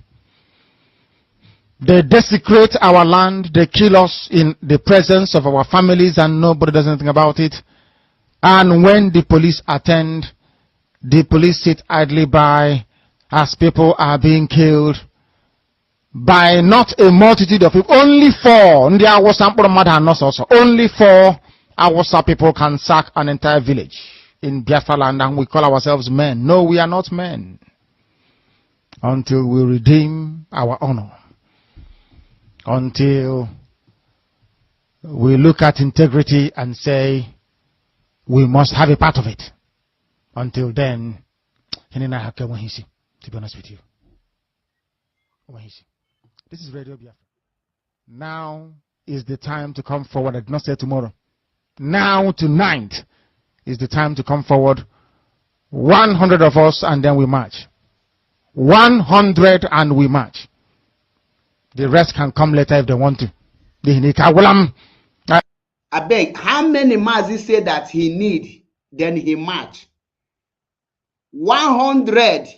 Nneokwa Chimezie, this broadcast was made years ago. So you that is accusing Mazi Nnamdi that he created 100 men. Mazi did not start today with 100 men. 100 men, he had been looking for them. 100 men. So when you hear 100 men, don't think that is why we told you that you need to ask questions. Now, is Mazi Nnamdi making this broadcast from Sokoto prison? The answer is no. Now, how will you say that Mazi is inside Sokoto prison to create 100 men? Why he have already made the provision for that 100 men for a very long time. The only thing he needs that if you qualify to be in this 100 men, he will only appoint you there. The 100 men he is talking about is not all this like a them. No. Only the men, not boys. Now, I'm tired of broadcasting. I want to fight for my country. I want to carry arms to defend the honor and integrity of my country. Let's keep I want to avenge. From January,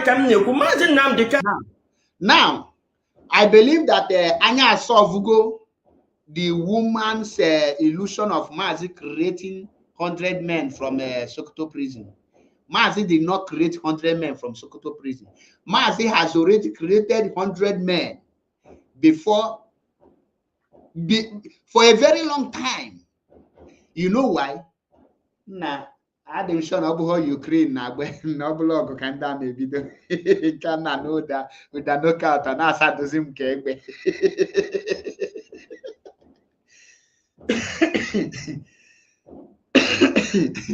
Because when you were telling me when I ejilomu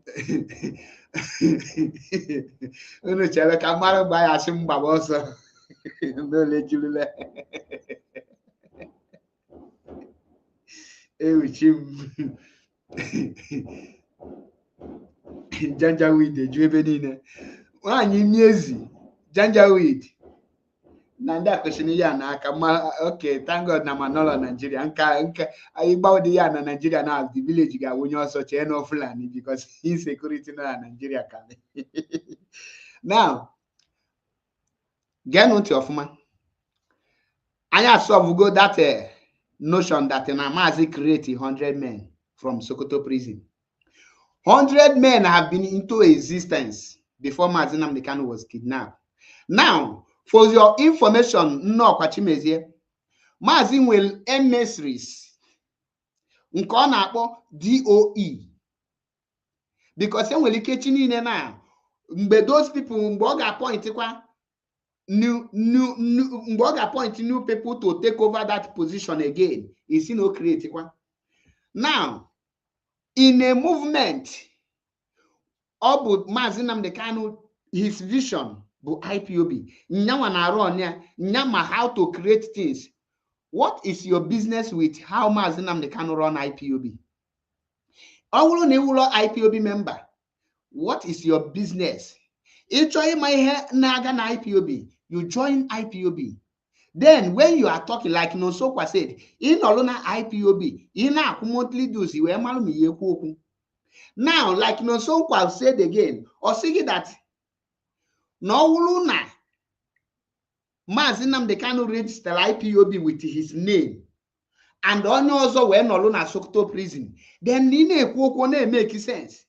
But no Mazi Nnamdi Kanu on a Sokoto prison. Gini ke eji de Mazi Nnamdi Kanu because of IPOB, because of Biafra. Why neji de lo chike dozie m nalo no jegba je kwanne o Chinasa nworu na no welu army melo bodyguard. Chibuze egwu atu nalo no welu Nigerian security me bodyguard. Asa de mekukwane ya trop ajakwane Italy biko. Una choka mpuosa Ghana zone na bon na bonka bi na gini ka na akpe. Ọkụghọta.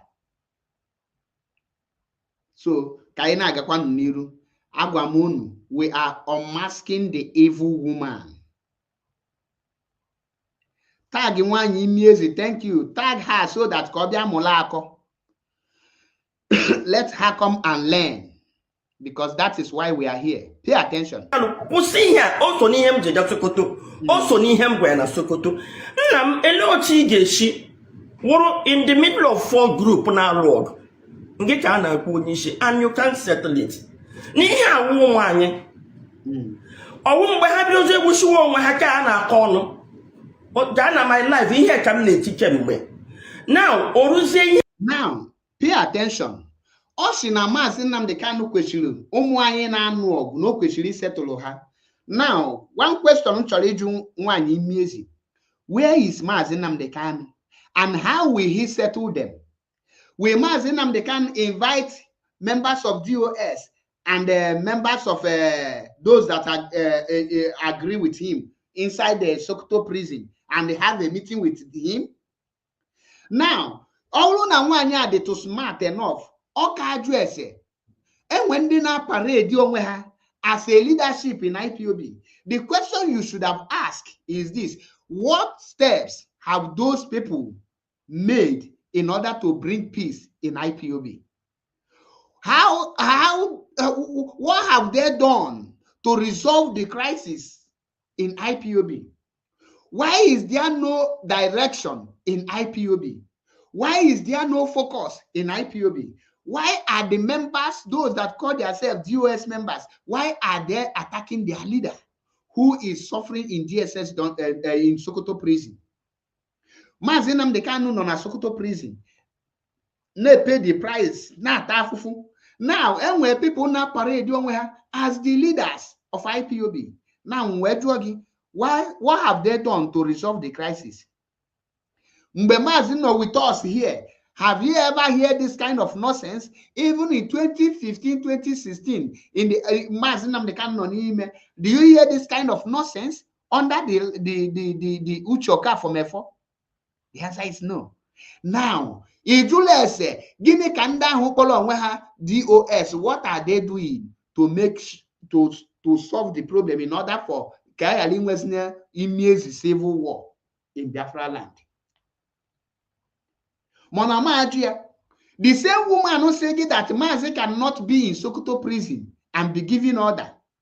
The same woman who said that Mazi cannot be in Sokoto prison and be giving order. Now the same woman na that Mazi need to solve this problem. Now can you Nneokwa Chimezie? If Mazi give order and solution what to do for this menace to stop, will you people obey it, or will you say that he is doing that under duress? Or will you say that, you remember, you said that Mazi cannot be in Sokoto prison and be leading, that he should relinquish power. Now I ask you, those that you are calling Mazi to relinquish power to, why haven't they resolved the problem? What have they done? Gini kahamegolo. Does it mean that they are incapacitated? If with the reason that you cannot defend the so-called ex-DOS members, ex-DOS gangsters, without sounding stupid, this is one of the reasons. Now, for your information, Mazi nyere order through Nneokwa Chimezie that Chicken Edozie should unite every IPOB member. But guess what? Chicken Edozie disobeyed it. And instead, he and China Sanworu connive and start bringing out their what is it called? Their puppies to start attacking Mazi Nnamdi Kanu. Now, nege panu ozu nwulangunti. Amalam nege nti ndị Igbo unu kwụsị any person nwanyi ọbụna onye Yoruba lile enu ndị a na-enwezi mental disorder. Now nwanyi akịta ọ na-azakwa woman iju akịta ọchị gị n'ọwa ada Igbo. Ị makwa na nwanyi akịta na onye Yoruba dosere ya n'ụlọ without paying her bride price ọ na-aza wife. Ọ mụchichelu onye Yoruba ụlọ without any proper marriage, without traditional marriage. Nwanyi ka njụọ gị, ị ma ihe wee yale mana na-akwụ ụgwọ isi nwanyi before ga mụwalụ mmadụ nwa. Ị na-ebido n'ụlọ wee malụ mma. And the one thing m ga-guarantee gị bụ na after all these things, gaa detuo onye n'akwụkwọ na ị ga-ebupụta your family everything n'ihu akwụkwọ, dosa everything ka ị mata. Ị na-aza lọlọ mana akwụla ụgwọ isi gị. Lọlọ onye ka ị na-aza? Now, ị na-aza lọlọ Nneka Chimezie. Na ma jụọ gị, afa dị gị bụ Chimezie ka afa dị gị bụ Nneka? Yoruba people are na-aza Chimezie. Now, or are you answering the name of your father? Lọlọ nna gị ka ịwụ na. You are now lọlọ nna ya.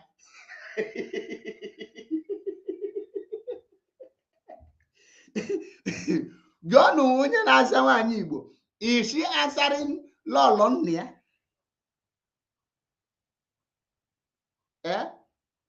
At least you can tinye your husband name. Or ye madu na-aza lọlọ with afadie. Ị na-aza Chimezie. Yoruba na-aza Chimezie. So nna gị ka ị na-azazi lọlọ nna gị na nne gị na-azazi lọlọ onye. Abi gị na nne gị na-azozi nna gị unu na-abụ nna gị na-anyụzi gị na nne gị panyo. Eme my app boss. Aga m n'eze agụ ebe ahụ ndị amị gbara egbe. Ụlọ ndị mmadụ village agba weta ha pụọ. Njọ ahụ ụfọdụ n'ime na-eche ka ahụ ya. Njọ ha gịnị na-eme? Ha sị na kemgbe ụwa na. Excuse, pay attention here. Pay attention here. Okwu akịta okwu here n'ihu ọ ga-contradict onwe again. Pay attention. Okifulu okwu here ọ ga-ekwu here na ọ ga-contradict onwe. Pay attention. Ara na-ekwu oke eleme ka m kọwaa ya. Right now, Maazị Nnamdi Kanu onye isi ndị IPO. O kirie 200 men. Ya na ndị autopilot na nkọ. Enwere ndị nke m na-akpọ disgruntled IPOB members achụrụ achụ ndị otu Metusela. Ha dị 4. Now, enwere civil war onye Igbo ọbụla sị na ya ahụhụ ihe na-eme na social media. Na-eme na abandon the Biafran struggle. Enwezi civil war anyị na-alụzi among ourselves. Civil war. Ekwuru m ihe a from January ka m na-ekwu Maazị Nnamdi Kanu kwụsị ihe a. O so n'ihe m ji ga Sokoto. O so n'ihe m gwara na Sokoto. Nna m ele otu ị ga-eshi wụrụ in the middle of 4 group na-alụ ọgụ. Nke ka a na-akwu onye isi and you can't settle it. N'ihe awụwụ nwaanyị. Ọwụ mgbe ha bịa ozi egwusiwa onwe ha ka a na-akọ ọnụ. Gaa na my life ihe ka m na-eti kemgbe. Now, oruzie ihe mee my app boss. Aga m n'eze agụ ebe ahụ ndị amị gbara egbe ụlọ ndị mmadụ vileji agbaweta ha pụọ njọ ahụ ụfọdụ n'ime na-eje ka ahụ ya njọ ha gịnị na-eme ha si na kemgbe ụwa na ha na-enwe problem enwere one boy nke mmenta ya si egburu nwanne ya egbu enwere one woman na force into labor gba ụlọ ya ọkọ dị enwere onye na-ekwudo okwu ya enwere onye na-ekwu how do we help them ihe ka a na-agba m even as I'm presenting it then nwezie nwa agbọghọbịa na-asụrụ mmanya akwụ nwa ahụ furu efu taa Chisom Okafọ agba ụlọ ha ọkụ agbara more than 6 houses ọkụ gwazie the village ha kwapụ akamiji ahụ Sunday oru onye dịka Monday nke a na-akpọ Njideka nwunye na blackmail in fact onye nwe echere m tụmadị na bekee na ndị a na-eme gị implicate with ihe ha na-ekwu on social media ị na-aga court a na-abọpụtasị evidences a ga-eji ndị ndị na-ekwu ha na-ekwuri dị gị a wepụta foto Chinasa Nworu onye dị in charge of ESN ndị nke na-arụ ọrụ nke anyị maka ije a m gara ụgbọ a gosiri m maka ajọ m ndị a ha sị na ke ha na-enwe the problem na November last year ndị ESN bata ndị Fulani na ndị nama disappear ha pụta bịa mitie ha gwa ha na ha awụ nene ha bịazi egbuwe ugwu na kamgbe ahụ na ha enwene peace ihe okwu na ndị ESN wee bata ndị Fulani na ndị nema wee disappear in other words ndị na-akọs bụ dị ogbugbu na-egbu bụ ndị Fulani mgbe ga-enu ntị ka unu malụ ndị ọ na-erife as Fulani nke ndị amị bịa chọọ those ESN now m na-ajụzi kedu ihe ji gbadi village ọkụ na anyị amaghị na why na anyị nọ na social media na alog among ourselves ndị nọ na-etake advantage of ihe ha na-anụ anyị n'ọnụ were ha na-work underground oruo Monday Njideka the same ESN nọ na-eche ndị mmadụ nchaachị ọsọ Njideka pụta wepụta esi na Chinasa Nworu ji ndị ESN na-egbusi ndị mmadụ na-efere mba ụwa okay na enwe netu ESN na ndị enwezi ESN mmadụ na achịchọ na chi ekewala ESN na ndị dị nchaji nke ahụ ndị nọ Amerịka na nke Chinasa Nworu bụzi fake ihe awụ ndị na-adọtara anyị Biafra mgbe aha ka at that point ka iwe bịara m Maazị Nnamdi pay attention at that point ka iwe bịara ya remember Njideka made this video last 2 weeks and ọ nọ here kịta na-asị gị nọ mgbe ahụ ka iwe bịara ya o wee gwa Maazị Nnamdi Kanu the madness on the social media na-egburu anyị ụmụ anyị mmadụ furu efu ugbu a na ọ maka ESN now ESN ọgakwa ọrụ to protect them kedu ndị ratụrụ ESN out another thing na ịga n'efere mba ụwa now pause right here now after ka Njideka made that video ka iwe bịara ya o wee gwa Maazị Nnamdi Kanu n'ime last week chetakwa na n'ime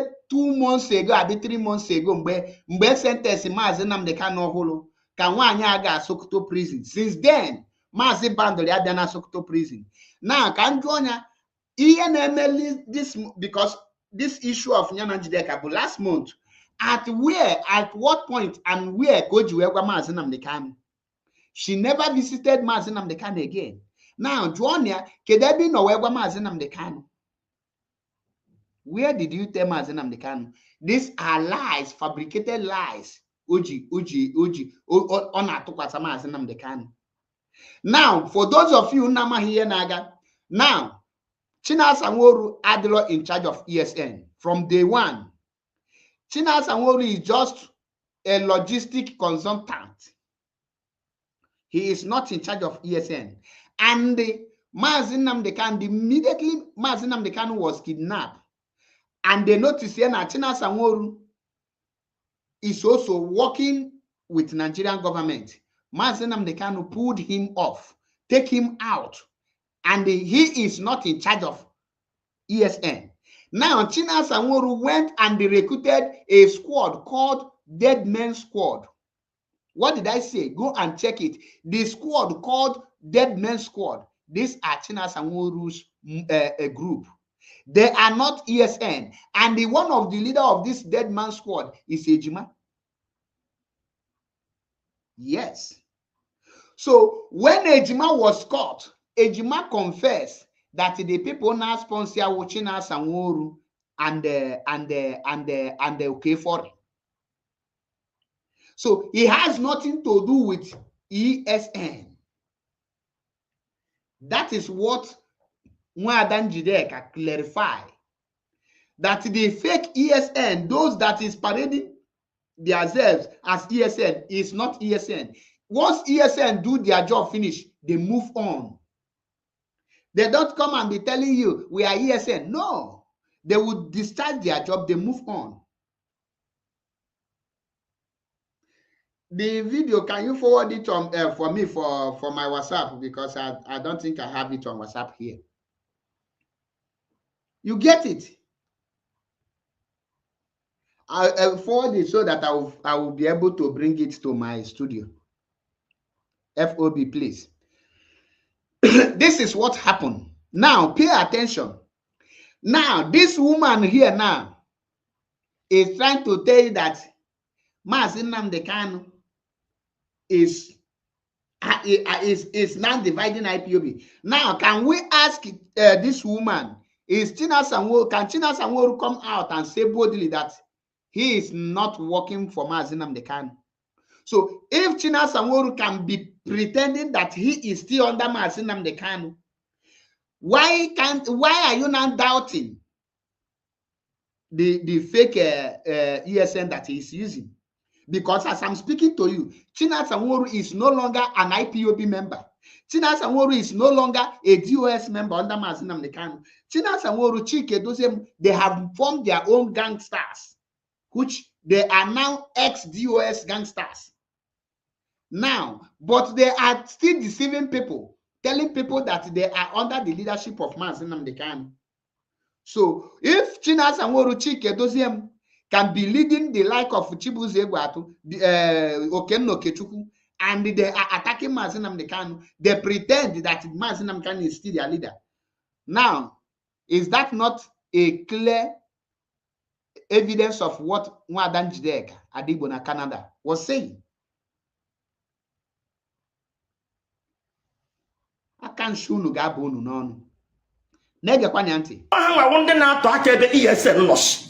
Wait, the same group, the same people now people are dying in the village. Emma attack, I name attack. What about Ihomwani name? Kedendi nation Ndami Bendano. Now, onye wonyishi didn't charge here nile Mkwagoroku from January till now. Mwamu that in a post.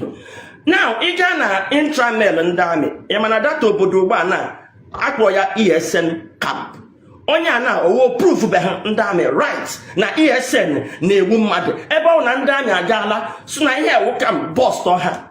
What is going on? How can you set fire among yourself? You now set fire among yourself. Mane kotaga ba ọtụtụ mgbe na oge ndị Igbo kwuo si na ndị a na-egbusisi ndị mmadụ na mpaghara ala Igbo abụghị IPOB kaja ESN ọ bụ ndị agha bụkwa nke na-ekwu ọtụtụ mgbe asari dokubo batara. According to the villagers, ESN check hand Hana Kubo, Mana Kalu members, and Ghana, one Jideka, Ghana, Jideka, Canada, only of Lawo take out this page, Jideka, Canada. Take out down this page, Asalugo. Pay attention. Also, the Kanu members. In other words, she is now telling you that Chinasa Nworu is no longer Kanu member. Now, one image. Since Chinasa Nworu is no longer Kanu member, why is Chinasa Nworu still telling Biafrans that he is an IPOB member, that he is part of DOS? Can you answer me? Can you tell me the reason why Chike Doziem and the Kekoda, why are they now parading themselves as an IPOB member? Since Njideka is Kanu member and the Chinasa Nworu is not Kanu member. Now, why is Chinasa Nworu still lying to the Biafrans that he is still under the command of Mazi Nnamdi Kanu? You see the reason why I tell you cannot defend DOS without sounding stupid. You cannot defend these people without sounding stupid. Anyway, video play. Thank you, FOB. Now, pay attention. We will bring this video. Tell us, when do you guys come? Our camp will take for back of that police station for but how long since 6 or 7 months we don't have any camp now. So boy, go on another camp. Because of Iran, the police they Pay attention. I will bring it to this thing. Why is I need to save it first.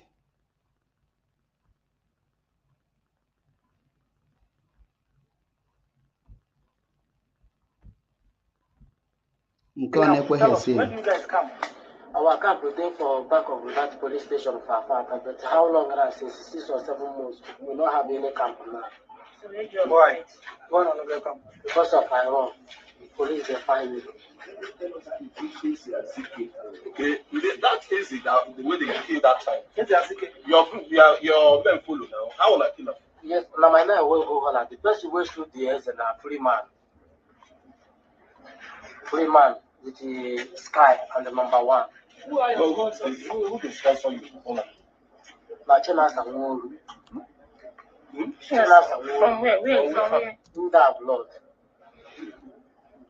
Where are you from? Where are you from? Me. No, China Samuru. Now I just know as a DOS commander. US commander for what? From Israel. So how long has this been sponsoring you guys? Getting to 2 years now. Him and who? Wait, me will bring the video so that una go see am. Nke anyị nwa be na-ekwu na-eme. We know the everything we say we bring evidence. Ihe ọbụla anyị na-ekwu anyị na-enye gị evidence. Now, bata na scream ka ha fụ gị. Guys come. Our camp is there for back of that police station far. Sorry, those of you who are watching on TikTok, you will not see the video because the people that will enjoy the video are people watching on YouTube and Facebook, okay? But you on TikTok, you will hear the voice. That is why we told you people, anything we do, anything we say, we give you evidence. This person that is talking now is Ejima. When they capture this person in our media group, okay, Foreign told us that this is one of us. Within 30 minutes, he rushed and deleted the video because he told us to go and defend him. Then after that very statement, he deleted the statement. The next day, Chibuze Gwatu made a video say that this guy is one of them, that he is very close to him, that he is one of the person that he and Foreign and China Sanworu was working with. Now, after Chibuze Gwatu made that video, within the same week, China Sanworu came on Radio Biafra. While he was broadcasting, he denied Ejima because Ejima made this broadcast. He now started denying Ejima. Who is Ejima? Ejima is one of the commander of Dead Man Squad. Who is Dead Man Squad? Dead Man Squad is the men that China Sanworu Foreign are using to unalive our people. They use them to kidnap, do all manner of evil. And guess what? This Ejima was set up by the same China Sanworu and Chibuze Gwatu. They collected 40 million. This is my personal investigation. Foreign, bear me witness that I called you and I told you that who sold the Ejima for 40 million. You told me you will investigate it. When you asked me to give you the name of the people involved, I give you the 3 names. I withhold other informations for you to give me back. Give me feedback. Instead of you to give me feedback, you will start doing me like this. Oh, I don't want to know. You don't want to be open to me. Me that is giving you the info. You don't know what I gathered. Then when you have issue with Ikenga now confirm that you are also part of those who betrayed Ejima. That you, Foreign, and Ikenga Uruagu was on phone call with Ejima while you asked him to come in a social place. That was that place you and the Ikenga with China Sanworu told him to come and pick something. Is where the DSS and Nigerian Army pick him. Then the question is, why did you people set him up? Your people set him up because he starts asking questions. I want to join the real ESN. That this group is not real ESN. Chinasa Nworu, you said it by yourself that Ejima want to join ESN and you put him in another group. Later he start misbehaving. No, that was your statement on Radio Biafra. In case some of you have forgotten. That is when you are talking, you think we don't keep record. This brain no here with computer. Now listen to Ejima. When you come on here. But how long since 6 or 7 months we not have any. Pay attention. Come, tell us, where do you guys come? Our camp was there for back of that police station for but how long since 6 or 7 months we not have any camp now. Why? Because of Iran. Police they find me. Okay, that's easy. That the way they kill that time. Your men follow now. How will I kill them? Yes, now my men will go Holland. The person will shoot the heads and a free man. Free man with the sky and the number 1. Who they sponsor you? Now Chinasa Nworu. From where? Where is it from? In that blood. Where are you from? Where are you from? Me. No, yes, the Chinasa. Chinasa Nworu. I just know as a DOS commander. US commander. He knew him as DOS commander. This is how he was lying to them. Now, as they still have Chike Doziem as the head of the Directorate of State, he now recruits this group of bunch of criminals and they tell them that he is the commander of DOS and he also ESN commander. He starts having problem the moment this guy found out that they are not the real ESN. Neneji had no dirty jobs. He now requested that he want to join men, the real men. That this is not why he came, he joined. Now, when he meji, it's okay, give more evidence. FOB, please. I think forward me that of Yeah, from ESN. So how long has this been sponsoring you guys? Getting to 2 years now. Him and who? Him with okay foreign. To carry out activities in Imo State.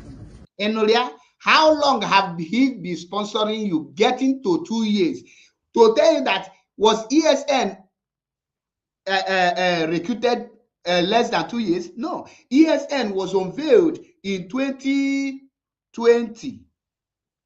What did I say? ESN was unveiled in 2020. But this one now, as of 2024, is telling you that they recruit them going to 2 years, which is a year plus. He was recruited the moment Mazen Nnamdi Kanu removed Chinasa Nworu from ESN consultant. Then he started recruiting his own, thinking he has the experience. He started telling them that he is the commander of ESN, he is commander of DOS, he is this. The same way the Nano in Italy, called the Kekoda, come to tell people that he is an Italian police, that he is doing it, he is very close to Carabinieri. There is no any truth in their mouth. If Chinasa Nworu and the other group can go and forge AI picture and they call it Chinasa Nworu, telling people that this is Chinasa Nworu, what else can they not do? Now pay attention. Why we are giving you evidence is because we are true IPOB personnel. We are whiter than white and whiter than snow.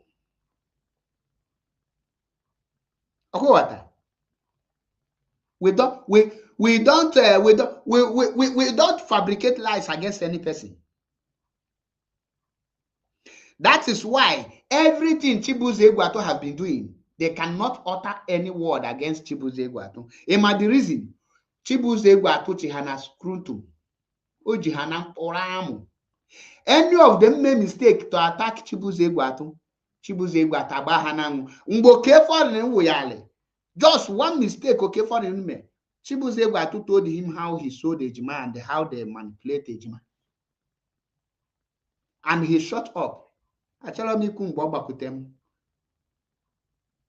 We are here. It's either you are in for Mazi Nnamdi Kanu, it's either you are with Mazi Nnamdi Kanu or you are against Mazi Nnamdi Kanu. And when you I stand like this, I stand like this. No. It's either you are in or you are out. To carry out activities in Imo State. He sponsors you people to carry out. Yes, sir. So which other people where they follow Chinasa the sponsor? Only okay falling with the Chinasa where they sponsor us for blood. The other man for village here now, Italy is Asian. From where? So what? Which reason is it giving? Which reason is it giving you guys to go and attack all this place? Chinasa the reason when they tell us, they say this is Babago people. Now, that is Chinasa Ejima confessing about Chinasa. Can you play the voice of Ikem Guru Agu? Pay attention. I believe the voice is coming out, right? Please, can anyone confirm if the voice is coming out?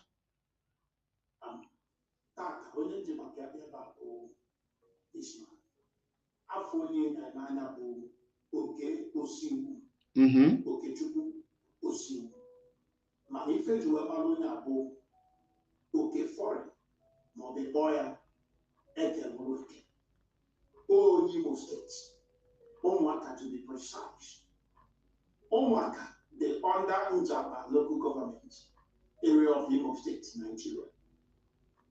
Ogosi bo member of IPOB, mana Obiro na Nigeria, as in on outside the country. Mana, only one thing people have about this guy, I will get. A lot of people, man, but a lot of Nigerians don't know. This okay in a manable a bandit. Open cheta. Only one guy. Apple Ejima in Anya age at one certain time. Mbana Jew Ejima Juju. Kelenden as sponsor. Ejima say no Chinasa Oru and okay. Yes, sir. So which other people where they follow Chinasa the sponsor? Only okay falling with the Chinasa where they sponsor us for blood. The other man for village here now, Italy is Asian. Now, I don't want to get it. Enoria? Actually get the full video because I will not play it. The reason I will not play that guy, why I did not bring his video here is because of strike and other things. So for those of you who might not like the way I bring the video, I don't want the platform to be struck by him. So the way I do it now, he cannot strike it because I know Negu. So now, if Chibuze Egu now confirm the same thing. Now, Nneokwa, what do you have to say about what Chibuze Egu said? That Njideka was onye pụta n'efere mba ụwa na unu na-ekwu ụgba sizi no ihe sen Chinasa nwụrụ na-egbusi ndị mmadụ weta proof. So mma na-abazi na mbasị, how can ndị IPOB na-agba mbọ ichekwa ndị be anyị? The same ndị otu ka alụkwa onye isi ndị IPOB pụtakwa n'efere mba ụwa na-agba ha na-ebo ha ebubo nke na-adịrọ mma. Now thereby, hold on, thereby putting people in danger. How? Enwezi obodo ahụ maazị ndị ESN nọgoro ha nyere peace agatọ ha ka ndị amị abazi ebe a. Already you can't be able to defend them because the same members of IPOB wụkwa ndị gwa mba ụwa na ESN na-asị na-eche ndị mmadụ nche ọbụrụ kwasị na ọha na-egbusi ndị mmadụ. Aka bụ n'ihe ọmụmụ Igbo amaka n'oge ndị Igbo na Voice of ya na nkwụsị esi hazie na ihe a hazie 90.3 FM. Ọ bụrụ na ị na-anya Lọlọ Nneokwa Chimezie, ọtụtụ ajụjụ dị n'ebe a maka na ọ nwere mgbe i kwuru sị na Maazị Nnamdi Kanu dị ka ọgbata uhie nye mgbe a chọrọ idebanye afọ ọ double cost registration maka na ọ chọghị na onweghị ugwu na nsọpụrụ, onweghị agịrị ma onweghị integrity mere o ji double cross registration chọọ ka etinye ya n'afọ ya. Kedu ihe mere iji kwuo nke bụ nke mbụ? Nke abụọ bụ na esi na onweghị ihe DOS mere na ifugo ihe ọjọọ DOS mere mana ọ bụrụ ihe a ka ị na-ekwubu na mbụ na DOS na ndị bụ DOS kọwara anyị ka anyị mara amara m ndị bụ DOS ka alụwa onye gwa m ndị bụ DOS ndị ekwu ọmalọ ndị bụ DOS ọsị ọmalọ ndị bụ DOS. Remember ọkwa onye asị gị nya ji wee nyochacha na ihe nya je ka ya gwa Maazị Nnamdi Kanu bụ one ihe na-eme na soshal midia bụzi Maazị na-akọwara ndị bụ DOS. Now Maazị kọwara ndị bụ DOS, Maazị kọwara ndị bụ ndị nke a. Now how do you now know that Njideka bụ onye otu Maazị Nnamdi Kanu? Ọwụ Maazị Nnamdi Kanu sị gị na Njideka bụ onye otu ya? Did Maazị Nnamdi Kanu introduce Njideka to you or Metusela to you or Maazị Achebe to you? Who are those that Maazị introduce you to? Oh, Maazị introduce me to DOS. Yeah, it's what he means. In fact, the moment we put that in attack on me, I got caught in here and put indeed who say that to what I got Mokalo now just say I now have it. The confusion I now have it. Now not in a horizon sun, not in a Biafran liberation army, not in a autopilot, not in a then if them when them now look what would DOS. Ya mepon some na DOS with leadership in the IPOB. I take one here to got again. Open put here. Ama me here again. So the way Unkatamina Kalaba and here me here in an effort that I push this madness and on social media. Name went on even Carlo. Kese Carlo Nam the Carlo, you could open Carlo put them. What do you could open Biafra one and what do you put Egan social media? About 4 groups are on the neck of each other fighting, and then Gia take advantage. I can say na live me a bohia no hamia. All the subsequent members the poor Niamkuru a bomoche no for attack here and there. Oh, nature no Okwangi Kuria Metriku Macapitobi. In one reaction, no one Kuru Macapitobi. Madukuno, you react like a human being, and I will tell you. It's a known fact now. Maazị Nnamdi Kanu were member of Mosop. Hanaga. Oh yes, a some traditional marriage. Owazrike. All because ndị Mosop megidere asịsị ka aga mepee redio Biafra. Eduga Maazị Nnamdi Kanu ga mepee redio Biafra. Ọchaka Maazị Nnamdi Kanu si pụọ na Mosop. Ya agaghị mepee ya atụchie ya ọtọ me. It's on the public domain. On your blood education now. So now, you send down a put in here. I'm trying to send here where human being. You need to be checkmated. You need to hear me on them. Because well, you know, we teach a question at Giovanni.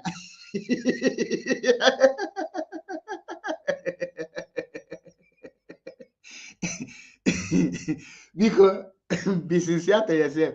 Well, you know, we teach a question at Giovanni. Why did he?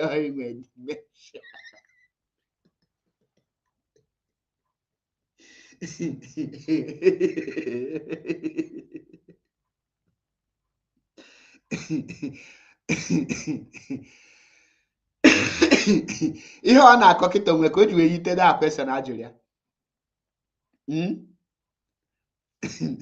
Now, Maazị Nnamdi Kanu si na Mazop wee pụọ wee bido broadcast. Anyị ma mgbe ndị Amerịka tụtara ego iji wee gote transmitter for radio. Ndị Amerịka atụtala ego, are they IPOB member or Mazop member? Uchenna Asiegbu, is he a member of IPOB or Mazop? Rita Niborg, I know most of you, this name will be sounding somehow to your ears. Rita Niborg, is she an IPOB member or Mazop?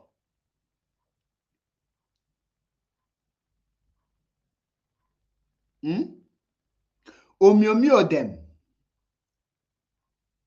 Now, nwaanyị Chimezie, pay attention. Maazị Nnamdi Kanu enwedị mgbe Wazirike siri anya jee mepee redio Biafra wee bulu ego gbafu. Maazị Nnamdi Kanu, according to Uche Okafor Mefo, Uche Okafor gwara anyị na mgbe Maazị bido n'oji maka ka o wee nweta redio Biafra na-alalụ na motie. N'oji most of all his money to invest on this. The transmitter meche where yeji we broadcast was funded by IPOB members in America. Them barrister Imam mezu them. The reason that Bosheloge ya bụ ka iwe malụ na ị na-asa ndụ nzuzu. You call yourself an investigative journalist, but you cannot make any investigation, not even anyone. The only thing you base is like I hear say of Ifeanyi Ejiofor before the judge.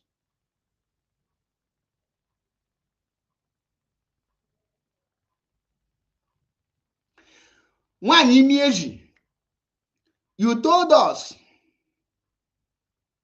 yes, what comment here enough names. Clifford Iruanya. Them. These are the people enjoying Maazị Nnamdi Kanu in order to make the radio to expand. These are the men that later helped in buying transmitter, which the case and all those things is one of the reasons Maazị Benjamin Madbugu Nkaji wee na-aza wee ka nọrọ na Nigeria. It's na Maazị Benjamin Madbugu based in Nigeria before. He was doing very fine in Russia. Kana akọwalụ gị. Ọ bụrụ ihe niile ka a ga-akpa afa na media. Ka anyị je into that because I to pebe that area. I to pebe ngwugwu a. Nwaanyị Chimezie, Maazị introduce you to DOS. From there, Maazị Buluze Radio Wazirike Ziri. But you told us no Wazirike kidnap Maazị Nnamdi Kanu on his wedding day. And you say that myself, you can criticize myself and they cannot do anything, that Wazirike is a gentleman. You said Wazirike is a gentleman, that he can criticize and do anything, Wazirike cannot touch him. The same one Chimezie now told us that Wazirike kidnapped Maazị Nnamdi Kanu on his wedding day. Which gentleman can kidnap any man on his wedding day? Do you know what that means? The day the woman is supposed to be, the day that is supposed to be the happiest day of that woman and that man in their life. You kidnap that person on his wedding day. You kidnap a woman's husband on her wedding day. And because such person a gentleman. Now, with this your statement, you have already defined the character of Wazirike, which I don't have problem with Wazirike.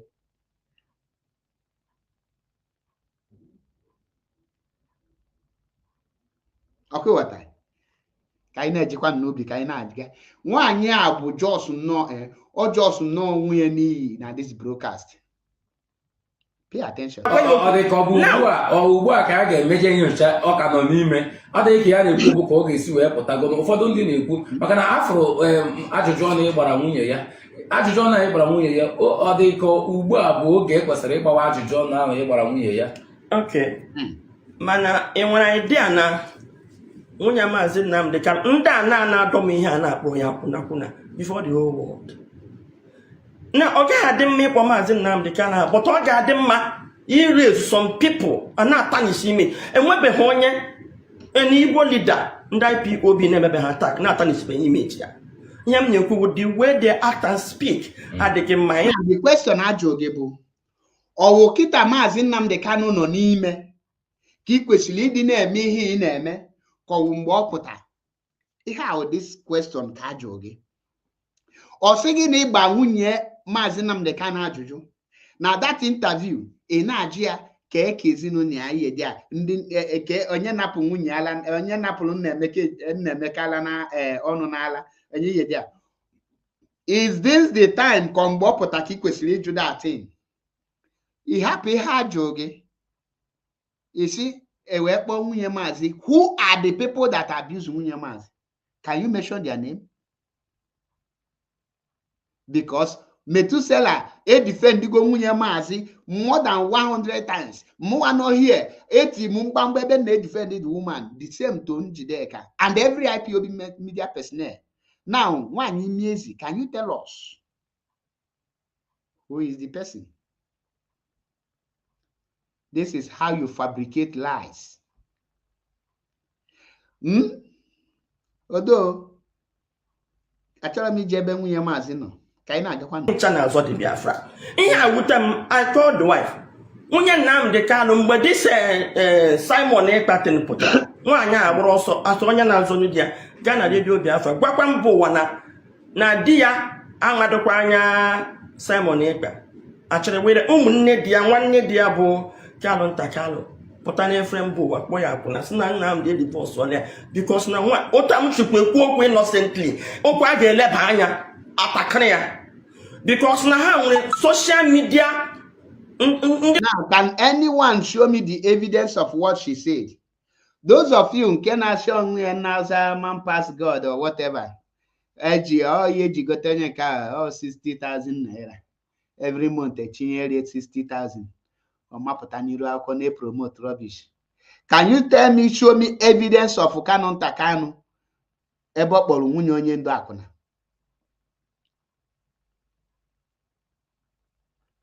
Question ajụ gị ọzabekwe ya o ọzabekwe question ajụrụ ya o. Nke unu chetakwa na the question ajụrụ ya bụ ihe a kịta ị na-eme ọ kịta ka ị kwesịrị ime ka mgbe Maazị pụta. Ọkwa question ajụrụ ya o wee na-amanye aka ebe niile. Nọ na social media na-awe ara na-eme ewepụta ha ihe enweghị onye ga-ege ntị ihe ekwuru ekwu no achọrọ ka drag. In fact ha na-eji post ebe m nọ ka se wasa mmadụ wita shi na edere owu n'ota iji ese enweta dị Biafra. Then asị na Maazị Nnamdi ya atụrụ ime ka ọ nọ na nga n'efere mbụ ihe anwụnwa mmadụ. So ọnwụ na ihe ahụ achọ Maazị Nnamdi Kanu achọ aga ahụ tukwa na nwa nwaanyị ahụ nwụrụ wụ Ifeanyi Ejiofor mụrụ ya n'efere mbụ. Kedu ihe kpatara na ọ na-ada anụ ndị ha na-ekwu? Then when people now react to defend themselves maka ha fi na ha nwere media ha chese onye ọkwa nwa mmadụ. So because of na ndị na like ho Maazị Nnamdi Kanu kpọọ Maazị Nnamdi Kanu iyi wee kpọọ nwunye iyi, then you now decide this kpọwazi Maazị Nnamdi Kanu na onwe iyi. Now that is the reason iji wee sizie na Maazị na constitute nuisance. That is why iji wee sizie na Maazị na ayi na ala na. Because no when they kpọọ Maazị Nnamdi Kanu nwunye Maazị Nnamdi Kanu iyi. Now make it make sense to me that na somebody kpọọ Maazị Nnamdi Kanu wife iyi ngi nwepụtazie bula ya busowezie Maazị Nnamdi Kanu instead of those that abuse the wife of Onyendo. Now make it make sense to me. If for how stupid and useless you are. So mene ya akpa mgbe ahụ nsi ya na ọ ga-adị mma ka ịkọrọ ọnụ gị n'ala Igbo sosi ihe eji achụ nwaanyị nọ na dị n'ala Igbo wee gbaa n'iro chere ige interview ahụ m na nwaanyị ahụ ọwụwa ike eji eme dị interview ka ọwụ so to handsome ọta m wee journalist oto n'wu journalist so ị ga na-ahụ ndị na-eme interview ọwụhụ ọrụ anyị ikwupụta eziokwu ndị mmadụ ahụ the truth. Ya ụmụnne Maazị Nnamdi Kanu can use whatever means to damage everybody just like they're damaging me now. Ọ nwere ihe kwuru Madam Pinto esi na Maazị Nnamdi Kanu mana a ga-ejide ya mere o ji were ụmụnne ya tinye n'ebe ahụ. As a freedom fighter, anything can happen. You can be arrested. I can be arrested. So you know, in case. So imagine now any freedom fighter now that freedom somebody must be somewhere and it's easy. The question can you hear an organization like IPOB?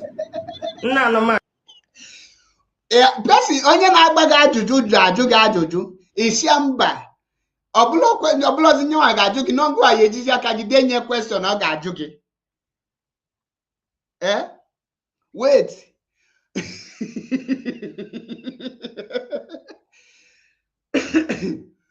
Oh, Chelunu. Now ayeji akade question but the question ekwesiri ibo na jomunka. No, every person they defend the US in medicine. I put the person called drug hydrogen, but the question go. Repeat here again.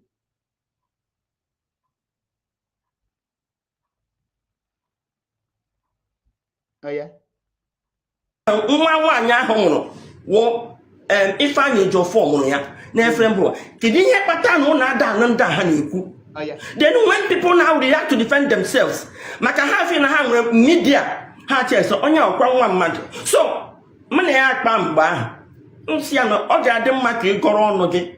Na Libo, so see here Jackson wine on a dinner Libo, way banning you. He can interview Ahaman and Wanya, or why KG made the interview. For so to handsome. What time with journalists, or to journalists? So you can have one day in an interview or you could put a joke in the matter who the truth. Yeah, name as in the color can you use whatever means to damage everybody, just like that damaging me now. Madam Pinto, it's Namazan and the Kalumanagi, Jidea, Meloji, Munea, Tinia Neba. As a freedom fighter, anything can happen. You can be arrested in Kabuzokuna. On your Otam now, I can be arrested. So I open a moment, you know, in case. So imagine now any freedom fighter, now Babahanga, in what that freedom gachanaro, somebody must be somewhere and it's easy. The question Gawo, can you hear an organization like IPOB? Nana Mazen Nam the Calo in charge of the money. In Kemezino, the woman Nam the Calo Branimi, Umunia, Kuchigo, that organization. I go to no, to twa. I think we should look into that. Actually, you got Juju is Yamba. That now the question should be in any aspect, no. Since you know it's all his side to George Chidebere official because she sent that in because all these things, all the economy TikTok affect. Now, actually, you got Juju. It's all inside the Juju. Then it's you can get you on where Juju. You just know where is Annie on where now. Now, or try move on. If you go know where the Juju, answer it to yourself. Is this the question should be? It was your way. It.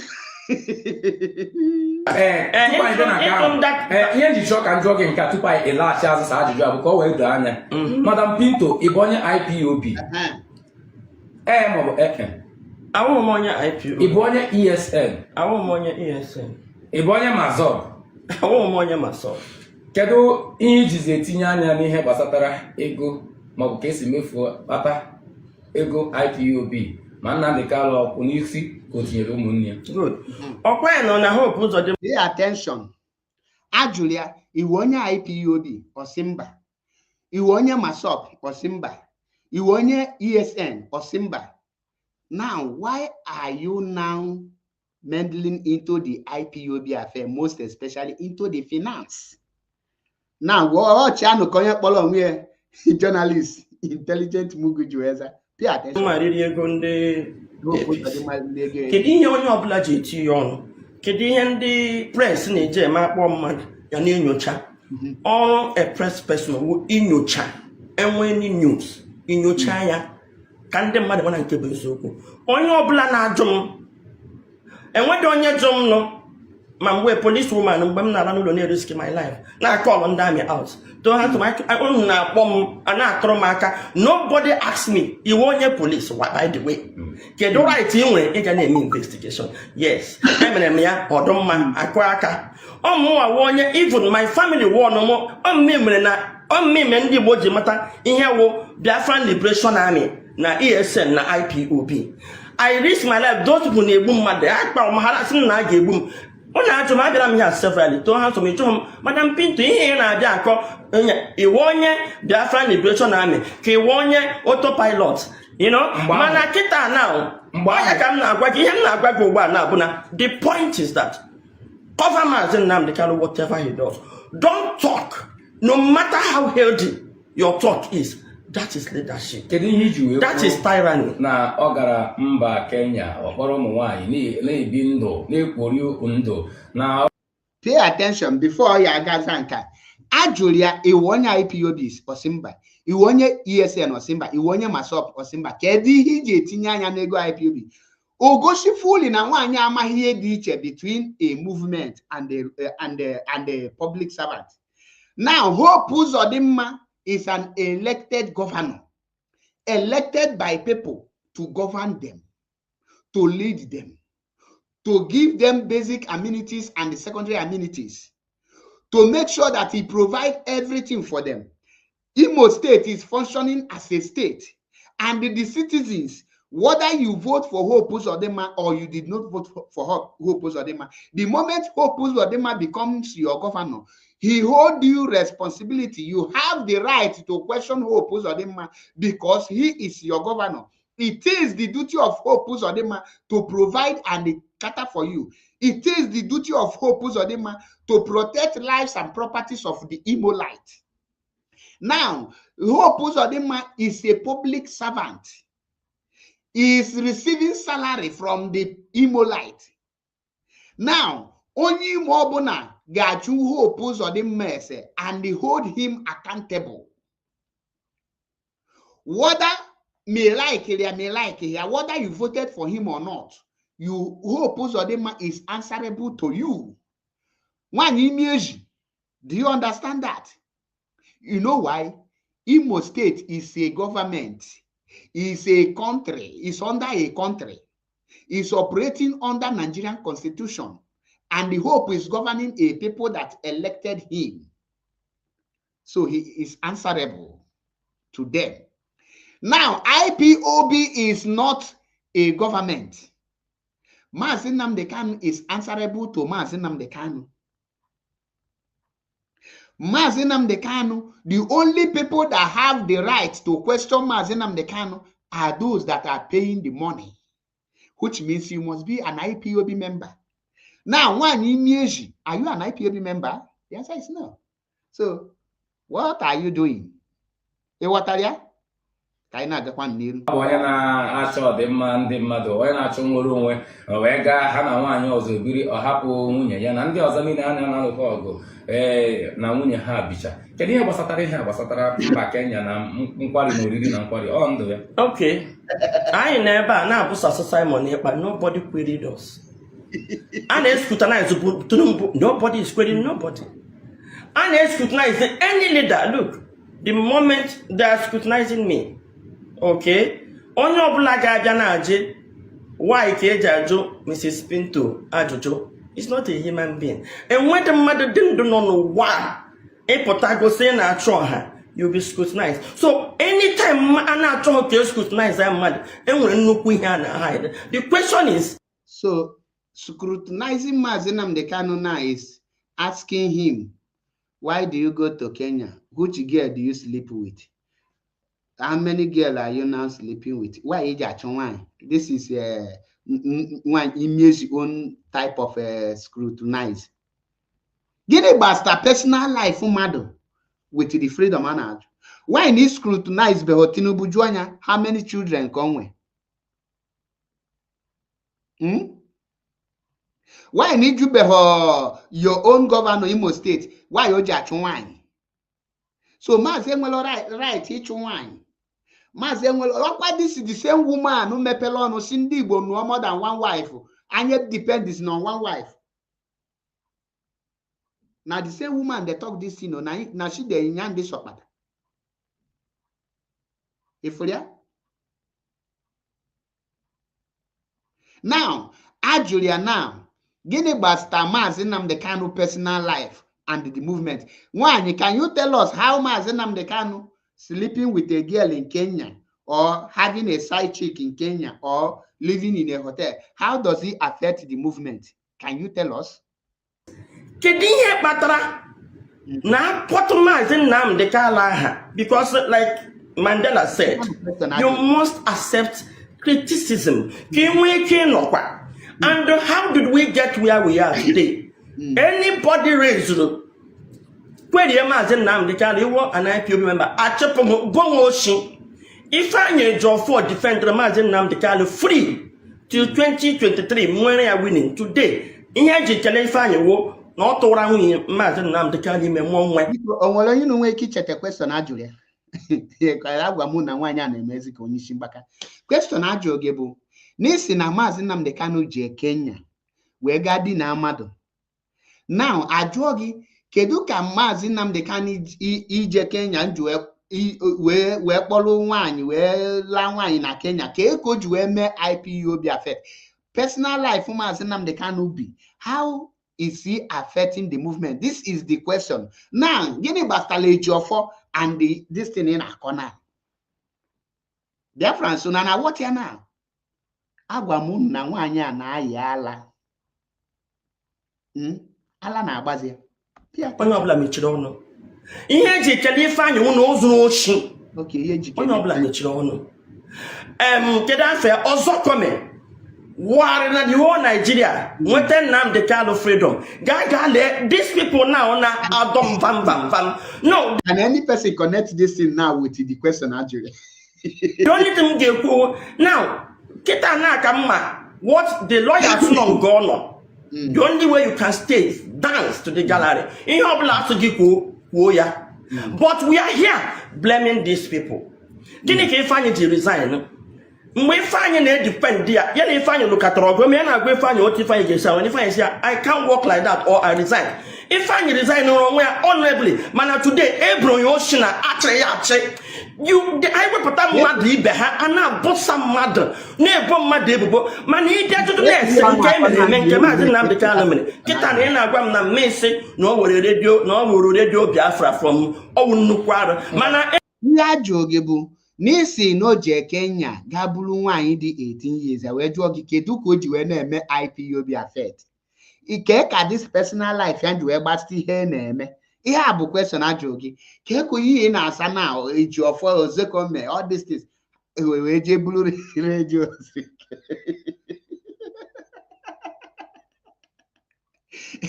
Na-ege ntị Makachi onye ọbụla na-edefend US nwere isi mgbaka ka ngosi n'ofu vidio nke wetanyere a ga-egosi n'ofu vidio here onye walai onye ọbụla na-edefend US Makachi this ex-DOS gangsters without na inweghị isi mgbaka you can't defend them. I swear. Chere onwe vidio ga-egosi unu na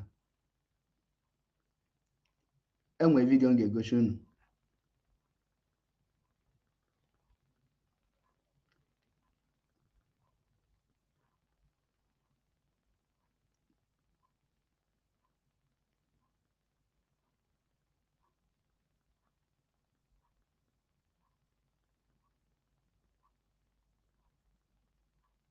Watch this video. Watch Annie. So Nini is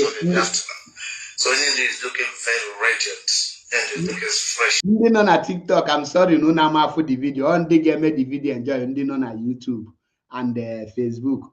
But pay attention. He got no voice. He got no voice. Sweet. For real, I'm not kidding. It's not kidding. Mazi Nnamdi Kanu is looking fresh and healthy. A man that eats Irish potato with not yeye point and kill. This fish from the rivers. This point and kill from the Nile River. 3 pieces. Rice and stew. With stew. Sauces. I'm giving Ifeanyị Ejiofor nwere nwaanyị that na-ekwu nwere ike ịgbasa ezinụlọ Ifeanyị Ejiofor. Ma ga-enweghị isi mgbaka you cannot defend ex-DOS gangster. Mazi Nnamdi Kanu na-eri Irish potato. fresh. Onye na-eke ya kịta akwa the spokesperson of DOS.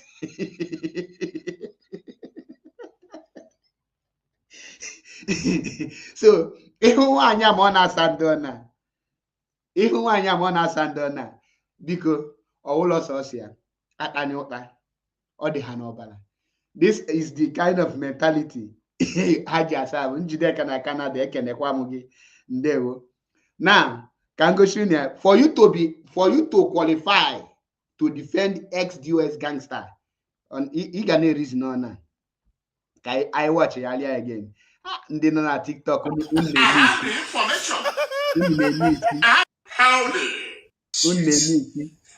very radiant and it is fresh and sweet. For real, I'm not kidding. It's not kidding. Maazị Nnamdi Kanu is looking fresh and healthy. A man that eats the Irish potato with not yeye point and kill. This fish from the rivers. This point and kill from the Nile River. Campinto, bacala ya kita. Ngwa na watch him in a Irish potato. Ngwa na watch him na iri nuga Irish potato. Imagine Irish potato na. Kalonta. Ịkwadoro ihe Kalonta ha na-eme n'ọnọdụ a. Good. Ya ka m ji kwuo sị, ịma na okwu ahụ m kwuru isi na m sọ gara Kenya. No. Maazị Nnamdi Kanu ju nwaanyị Nnamdi Kanu ju ụmụnne ya nwaanyị Nnamdi Kanu ju ụmụnne ya cannot be doing that without his permission. Ọnwụ na ụmụnne ya na-eme ya ọgụdịrị apụta na public domain. In fact, it took strength for me to confront that situation. Let me finish. Ma ọ mgbe bịara n'ebe a ị na-ekwuposi na ụmụnne Maazị Nnamdi Kanu echeghị eche wee kedu se isi ya ka na agwa gị because I'm a journalist. Ana m ekwu at the point ma you must guide yourself. Ikwu nke mbụ i kwuru kedu ihe mere na ime gị nyocha tupu ịpụtakwuo mgbe ahụ i kwuru okwu a? Bam. Before ikwu nke mbụ i kwuru kedu ihe mere na ime ha nyocha, which means since ikwu nke izizi na contradict onwe gị now, why didn't you investigate it? O claim okonye zaga investigative journalist. You know that question ajụrụ ya. Before you say the first one, why didn't you investigate? Oh yeah. You thought you na akpọ nyocha. O si na the person na-ajụ ajụjụ aghọtaghị ya na-akpọ nyocha. Na the person aghọtaghị ya na-akpọ nyocha wee kpọbata gị na this the radio iji wee na-ajụ gị ihe ikwuchichi n'ọnụ. Now this guy melonye interview wallahi o need a chill bottle of a chilled beer, lager beer. That is ezigbote mmanya jụrụ oyi, mmanya ṅụrụ aṅụ ka o wee na-ebute onwe. Wallahi onye na-enyochazi si onye na-enyocha na ọ maghị ihe bụ nyocha.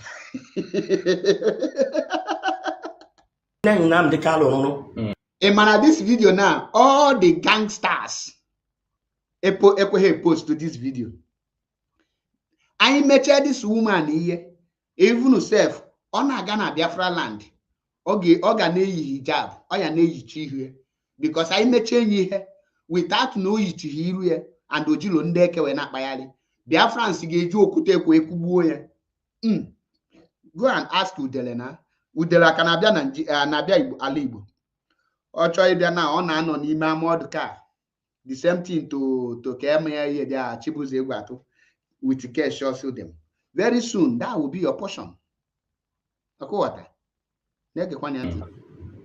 In fact, Chineke Zomnowo, I refuse for my platform to be used to peddle lies. Eba agam no nwenwuku.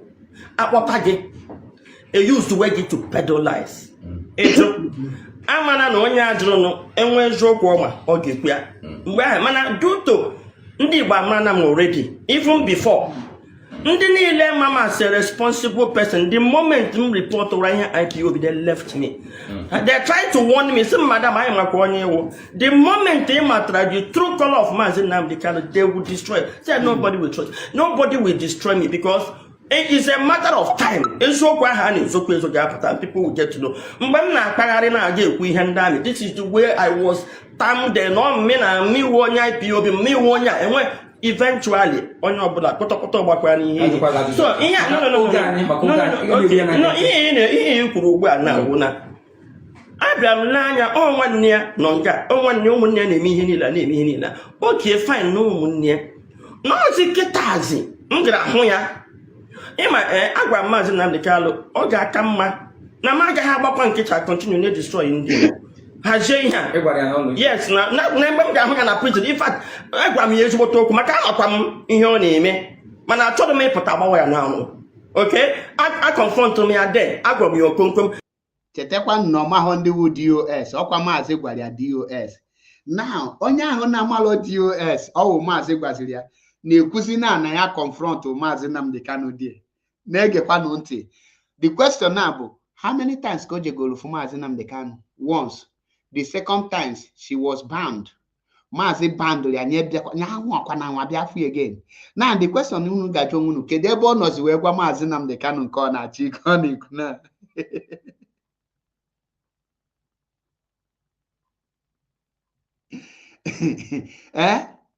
kedu ebe ọ nọ wee fụ Maazị Nnamdi Kanu wee gwa ya na-egekwanụ ntị chetakwa na ọ gwara unu nọ Maazị gwara ya ndị wu DOS nka ya epule vidio mgbe o jeche fụ Maazị Nnamdi Kanu agwa Maazị Nnamdi Kanu akwa ihu ihe ị na-eme ị ga-adị careful mezie ihe a ụwazi ka gị mma ha ga-ajụọ ya yes I cannot expose it mana ahụ na m na the more allow me to talk. Madam Peter chere ka anyị jiri nwayọ agọtachi ife a ịmana ihe eji dị mkpa na anyị gọtara ihe abụ maka nghọtahie maka na ama m na ihe ọmụma a kịta YouTube asara n'ọkụ ma ndị na-agọzi agọzi ma ndị na-akpọ akpọ mana ihe nchọ ka anyị ghọta bụ na o nwere ihe nchọ ka ịghọta n'ihe a maka na mgbe ị gachara fụ Maazị Nnamdi Kanu na Sokoto mgbe ị gara ebe a ọtụtụ ihe ndị ajụrụ gị kwuru nkata gị na Maazị Nnamdi Kanu kpara ikwusi na obi siri ike mana kịta ịbịara na-ekwusị na mgba n'ikwuru ya ịgwara ya sị na ọ bụrụ na ọ meghị nke a ọwazi ike ka aka ya mma na mgbe ahụ na ị chọghị ikwupụta ya kedu ihe meziri iji chọọ ka ikwupụta ya kịta ka nna good akwanyere mmadụ ugwu a na-akwa ogwu nkwanye asa asọkata eze anya eme gịnị ikpe ekete na nkwanye ugwu. Let me tell you, I chopped so many lapses. I chopped so many lapses na-emenụ nji gawa Sokoto agaghị m Sokoto iri rice or ime enjoy ka m kọrọ Maazị Nnamdi Kanu lekwe nke a na-eme ị nwere power stop ihe niile a na okay fix ya maka o si n'aka na-eme ịghọtago mini ya akpa ị gaghị eme m expect na m gara ịdụ mmadụ ndụmọdụ dụchaa ya ọdụ gwacha ihe m hụrụ na-eme mpụta ha bịa ndụmọdụ enyedị m ya ohere ka ọ prọsesị ya mara ihe ọ ga-eme mpụta gbawa ya n'anwụ no ka m pụtakwara again ozugbo nke m pụtazi n'ọtụ ya kiretizie 100 men again mụnwa ga complain ọrụ ya na ndị otu Metusela na enwezi civil war among our children. Ọ bụrụ ihe a gwara anyị nwere onwe n'ụlọ so na zọtara ya enwezi onye na-ekwu okwu nwere onwe n'ozi anyị na-alụzi agha. Remember na Gowon kwuru na ọnwụ na ya ma na enwere ndị Igbo ya ga-enye ego ha kwete na pay attention. The question now bụ onye jefu Maazị Nnamdi Kanu mgbe ahụ emeli etinyere na Sokoto prison. Now the announcement of 100 men was last month nke ka Nneokwa Ejiofor mbịa announce 100 men. That was after ka Maazị Nnamdi Kanu banned golu Nneokwa Chimezie nwanyị meji not to come and see her again, not to come and see him again. Now jụọ nụ nwanyị a ugboro ne ka ije golu fu Maazị Nnamdi Kanu ofu ugboro. Na ka ezi mgbe iju 100 men nke mbọchị ole Kembosh na-emeke Ejiofor announce ulu 100 men Maazị Nnamdi Kanu. Kembosh Maazị Nnamdi Kanu mere activate the 100 men ọ na-ekwu for very long. Nneokwa Chimezie o ji wee jee Maazị. Agwa m unu, take this woman serious at your own peril. Ka anyị na-watch ya because I nwere ka anyị play ya luo n'isi. So every tendency na any loophole in nyere ndị iro ga-eji ya bute ego kwụọ some people. So the best thing ị ga-eme ọ ga-awụ onye chọrọ ịba na IPOB ka anyị ma ya na gị. Enwe ndị otu gị asakara so onye isi ka iso onye ọbụla nọ nwayọ enyi dịrị ije otu olu na-epushi maka mpụta gị please na-epushi maka mpụta gị na-epushi kwe maka Biafra nwa na-asa anyị na-eme mana ihe m hụrụ ụgbọ na ada ekwuzi okwu dị Biafra ihe a na-adozi iwu leadership achịrịla ọnya achịghị ọnya is becoming too disgraceful and ndị iro ji ya na-abata na-eme anyị ihe na-ata ya aka. Let me finish. Don't be sentimental about it. Let me finish. Now hold on. Yes, gwacha yo kelee ya pụta agala m ga nye ya ndụmọdụ onye ọbụla ị ga na gwa mmadụ observation ị ga na-eme expect changes ka m jụọ n'ụlọ ọ confusion na-anọ na social media na-azọta nwere onwe ọ dị okay for me ọ dị alright. Okay now yes, that's the point. Mgbe m pụtara ha sị na meet yere azụ na Sokoto Maazị Nnamdi Kanu chichi ya mazị the blackmail a na-enye mmadụ na-ata n'isi image mmadụ nobody talks about it on dot ya na-eme ihe a but the moment i kwuru ihe a ị gaa na live ntụsịla Njideka name them ndị niile ahụ anya enwere ndị sị na ha wụ ndị Nnamdi Kanu wuo onye isi mana ha ekwenye ha na DOS ndị nke ahụ the group na-eme DOS attack. So anytime ị pụta hala making a sue for peace emebe ga attack. So the moment m ga na nke Maazị Nnamdi Kanu pụta they will draw all manner of things. Now lezi ihe m ji Maazị Nnamdi Kanu attack hụ na ihe a agafe n'aka anyị nọzi ebe a ị nwere IPOB ozuho then ndị Biafran Liberation Army nọ ndị autopilot ya sịkwa ekiretela another 100 men ndị nke ha na-akwụgharị ha chere ọ na anyị ndị Igbo na-akụziri ifere ka ọ brainwashing chọọchị bufetezina ihe ọbụla mmadụ kwuru we cannot query it, we cannot question it. Awara mgbe i kwuru sị na gọọmenti Ethiopia chụpụrụ ya well ihe ahụ na news ihe ahụ na-asị m ọ chụpụrụ ya asị m yes enwere masị asị na pay attention o una na anụ ya oya ahụ na news ọkwa somebody si na ya bụ investigative journalist. Pay attention here. ndị nke ha na-akwụgharị ha chere ọ na anyị ndị Igbo na-akụziri ifere ka ọ brainwashing chọọchị bufetezina ihe ọbụla mmadụ kwuru we cannot query it, we cannot question it. Awara mgbe i kwuru sị na gọọmenti Ethiopia chụpụrụ ya well ihe ahụ na news ihe ahụ na-asị m ọ chụpụrụ ya asị m yes enwere masị asị na eto enwere mgbe m nọ datin ọ dị ka federal gọọmenti amaghị m na dat Ethiopia ka obi agụrụ m ya agụ unless kwatụmọwụ news na-adịghị ma unless m fake news now unless m fake news m sị gị na m nụrụ ya asị ya eso m gaa Ethiopia ya now pay attention ọ sị gị na ya nụrụ ya mana onye nwa kwuru ya na gọọmenti Ethiopia chụpụrụ Maazị Nnamdi Kanu. Now I na-ajụzi ya the thing somebody who claimed to be an investigative journalist chizie gị nọ na news ka ya nụrụ ya. In other words, maybe one of the bloggers or Njideka Digbo na Canada gwakwu gị nke a. Now what has this woman proven to people? She has proven to us that she has nothing related to anything investigative journalist. She always carry fake news. Her name is I hear say Ifeanyi Ejiofor dị na nwaanyị. Onye nke a kịta bụ Ifeanyi Ejiofor dị na nwaanyị nke izizi. Inamia. Unless it's a fake news. So you did not investigate it, but you were carrying it and you are spreading it. Go far. Now all the ex-gangsters they follow this woman. Keki who do you know? They get one question una. Agwa Maazị Nnamdi ihe m ji wee meta analysis o. Agwa Maazị Nnamdi ka lawyer ya agwa mgbe m na-eme interview na ha nwetere intel Naturally, may arrest. Near trust African country. Ya hapụta Europe. Obi na Kenya 1 year. Onya saga to African country. See my annoyance. This propaganda na-ebu ozugbo emere ya arrest. Ihe ọzọ na no ndị DOS. No Ifeanyi Uba, emana ihe atụ n'ihe fọgburu Ifeanyi Uba. Aso play na Ifeanyi Uba ka eji gaga bute Maazị Nnamdi Kanu. Aso ndị Southeast governors. Aso onye. Why destroying other people's image? Then ịgwazi onye na lekwa ihe ndị a na-enye nsogbu na the struggle. Anawanụ. So ihe niile a na-eme ụgbọ na ka akụkọ Madam Peter here m ụjọ. Madam Peter, mgbachere ka mbe. Agaghị m eji ụjọ ada na-enwe n'elu. Mgbachere ka mbe. Ọ ka bụ n'ihe ọmụmụ Igbo maka n'oge ndị Igbo na Voice of the People 90.3 FM. Anyị nwere sọsọ nkeji 5 maọbụ nkeji 6 iji chịkọtaba ya bụ ihe ọmụme. Maka anyị gbadatakwa na ya bụ ihe ajụjụ atọ ka m ma ajụ gị.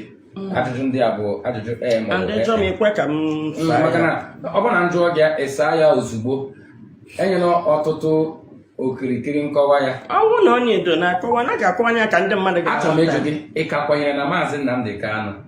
Una know that question. Ị ka kwenyere na Maazị Nnamdi Kanu? Ebe a bụ the main koko. For those of you saying that he is fighting for Maazị Nnamdi Kanu, he is trying to save IPOB. Remember, ihe a jụrụ ya na bụ ị ka kwenye na Maazị Nnamdi Kanu? Ya pay attention. That is ebe a na-aka m na-enwe nsogbu. Too handsome. I'm not in court. Nkata ka ị na-akpa. Too handsome. Maazị Nnamdi Kanu would the leader of indigenous people of Biafra. Listen, isim na mkwenye na mmadụ. Ana m ekwenye na Maazị Nnamdi Kanu na ọ ya wụ the Biafran struggle. Ị na-ekwu ọ dị dicey. Ị ga-ekwu onwe na nkwenye na the struggle. Ekwenye m na the leadership na onye ọbụla na-elid ha. But ibi ụgba na-abịa ịsị m na nkwenye na Maazị Nnamdi Kanu, elee n'ihe m na-ekwenye na Maazị Maazị Nnamdi Kanu is ọcha Peter Obi na ụgba. Ịsị m ibi ụgba m na nkwenye na Peter Obi. Ya dịka ihe ji asụ m na nkwenye na Peter Obi's presidency. Ọ ya wụ ihe jikọ me na I might not kwenye na Peter Obi in all that thing. I have to be very careful. Ihe ga-agwa m na listen, ọ ya webe a na-enwe nsogbu. The Biafran struggle ọ bụzi Maazị Nnamdi Kanu onwe ya as a personal business. So ihe ga-ajụ m na nkwenye na the struggle. Ihe ga-ajụ m na nkwenye na Maazị Nnamdi Kanu wụ the leader of IPOB. Maazị Nnamdi Kanu bụ onye ndu IPOB. Yes, I keep saying it all the time. Okay, ikwenyere na ọ bụ onye ndu. Yes, na onye isi ndị IPOB. Ikwenyere na nduzi ya. Ikwenyere na ndu ya, the leadership ya. Ikwenyere na ndu na nhazi ya bụ IPOB ya. Ekwenyere m na nduzi ya, mana enwe nke ha mere na-adọ ha mma n'idiri na mụnwa as a follower m ga-eme observation tọọ ya aka na ebe a na-aga na-enye nsogbu. Ekwesịrị m ime and I have that right. Ị na-eso Maazị Nnamdi Kanu ka ị na-eso IPOB maka na ị sị na ajụbụrụ gị mgbe sị na ị bụrụ onye IPOB. Chere ihe m na-esogbu ga-ese Una fukoji nọlụ ka ọbọgwụ nọlụ ka flog. O chefu not na ọbụla a member of IPOB. Now since unu that na nyakwenye na the leadership as a follower, because who is a follower? Amakwa the meaning of follower. Amalakwa the meaning of follower. Because nwere enwe ike kọwara the difference between follower and the supporter.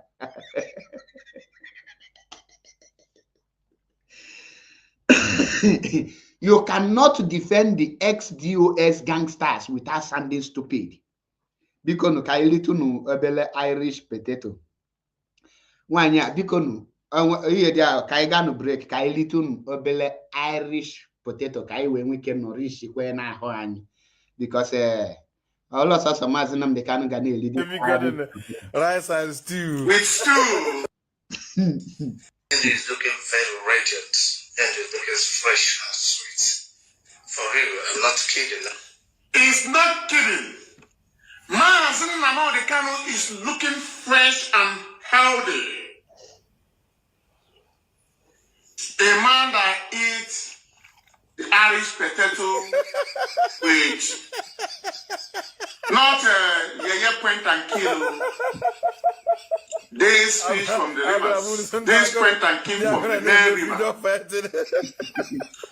3 excuses. Rice and stew. So, na gakwalie gali Irish potato ka ogi na akwo molomolo ahụ.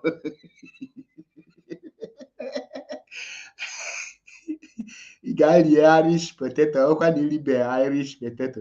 The man in me say a lot. I've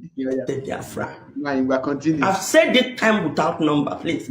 I am not a member of IPOB. I will only work with the movement, not the struggle. That is why in a bruising the struggle.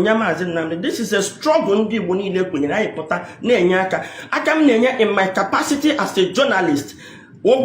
I believe in the movement. So I believe Namazi Nnamdi Kanu is the leader of IPOB that is leading the movement. I am observing certain things that has even gotten some people killed. Like Zagana Agra walk. Information. Pay attention. Or Mazi Nnamdi Kanu Balioku, or Wodi Abalioku ndo tuye. Yeah, in other words, no ndo to Mazi Nnamdi Kanu Balioku. And Ogbalunu before number ESA no bata. You know, from Gangwalunu, pay attention, Mabuni ne follow. Asimunu, pay attention. Or soon number ESA no bata. Nandi Fulani, Nandi, if you were poor, Kita no, Shikwagi no Maz, Ndo to Maz and Nam the can. Gindicho to Maz and Nam the can, Namaz and Nam the can. Aguamunu. Ihe wanya neme under the Kia, a very dark boy in name. Melemeleni. And because so Sonia did don't, is some BBN and will key decode, on Namari and one yan is. It's not obvious.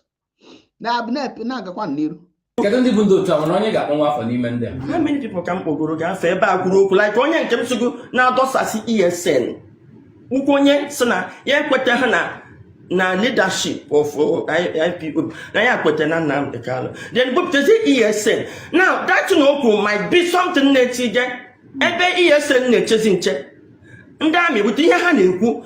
Now got down name. Now they may observe. See na Owuna IPOB no under one umbrella. Amada me you no imagine on a question on a public domain. O question me chi show to give and do to no. Ona nke social media no one. On not na public let me tell you. Federal government they need to spend ₦1 to investigate IPOB. Chelono ka inu go there from Chukwu Okike Abia mo ye pụrụ ime ihe niile. O mazuru mo huzuru. Nke a dị very important. He gave a message as to why he chose a high priestess for himself. Chukwu Okike Abia mapụrụ ime ihe niile. Eze nke ndị eze. Ọhụ zuru na ọmasịrị. Ike ka ike dum. Ọlụgbọọla. Mbasarachi. Chinganga. Chidindu. Ọlụzuo. Characharachi. Ọgbara nkịtị okwu juru n'ọnụ ya. Abụ m ihe mbụ. Said that every innocent person should listen to this message that he's about to give out through his Ezenwai and learn something good from it.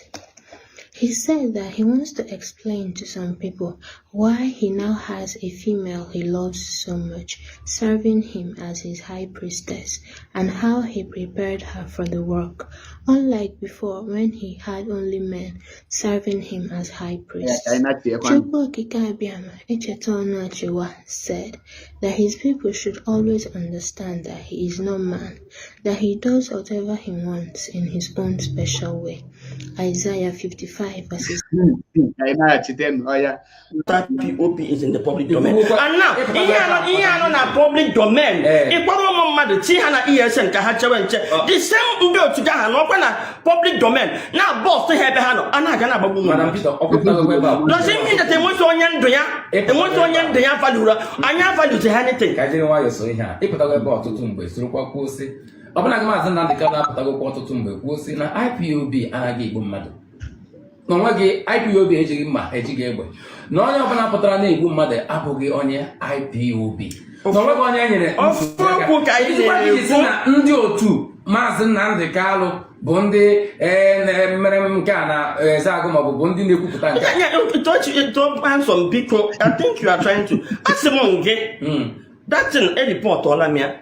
Now I'm report on exact and equally you allow me to explain it because what they o wee wụ na ndị amị gbara that village ọkụ kidnap one girl and so many things men njụ a gịnị na-eme ha sị na ha na-enwe Fulani herdsmen attack regularly na ruo na November ịma ndị IP ọ dịka ha chi post they just post ebe ha hụrụ ndị Fulani a na-enye nsogbu ndị abịakwa ha na anyị na ụlọ nwanne anyị bụ ikekwe ngwa batawa na farm maka ndị agachi farm ndị achọrọ ha na farm they went back to farm njụ ha na kemgbe nna ndị akwa nọ nna ha onwe n'okwu ha sị m mba ụnọ na-aga farm ihe a ha gwụrụ n'ọnwa ya sị m yes na ihe na-eme so no nna ha na-achịpụ ihe chebere ihe ndị amị jiri ha sị ha marọ. Now that brings my outburst. On Monday, Njideka wo onye na-defend ma ọ sị o so na ndị 100 men ahụ.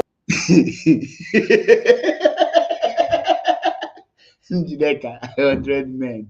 But Njideka yesterday Metusela gakwa the meeting of 100 men. Afulokwa Njideka okay o nwere ka ọ no post be her video. So the 100 men as onwe ikobuno Njideka ya bụ the women leader of 100 men. So I believe very soon the video of Metusela Njideka and the other 100 men, because how were meeting yesterday, 100 men meeting. Ha meet the first time ha meet in physical 100 men.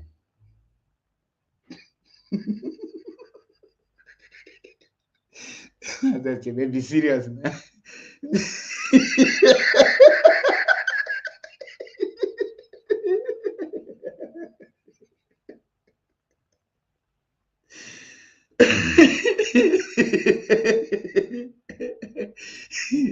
Na 100 men agbala ndị mmadụ ala.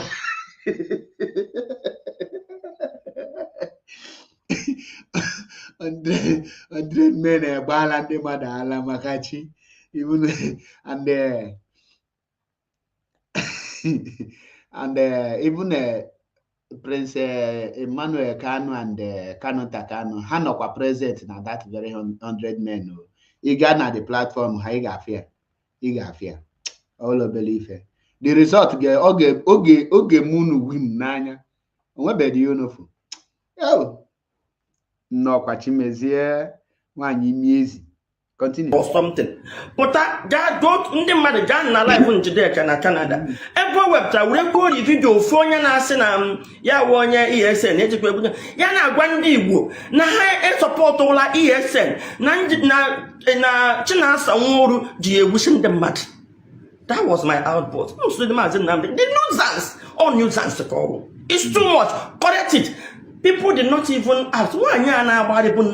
So can Nneokwa Chimezie this thing last week or last 2 weeks? No, Balukos Boga Sukoto Gago Kwamazi Nnamdi Kanu again. Chetekwa na anything off on social media now or Baloga Sokoto Jegwa Mazi Nnamdi Kanu, because what they are in able Shimazi Nnamdi Kanu Bikono Kedebo no Shimazi Nnamdi Kanu Mazano na Facebook. Okay, echefugom chumu Igbo Nyana Ikenna Onyawoma. This bunch of lunatics. Can these people you make into any part of the leadership of IPOB? Iya kanka na jomo. So now no keta na all this bunch of ikwikwi's being lead this movement. Now Une nwere ike ịchọta onye dị smart, onye nwere ike endure, onye na-enwere ike ikopụ na chain.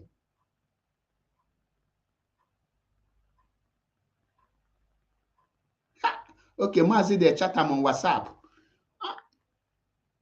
Ọkwa the same person si na Maazị nọ incommunicado. Na avoid ya na ka spam ndị Yoruba na-abụ unu n'ime ahụ.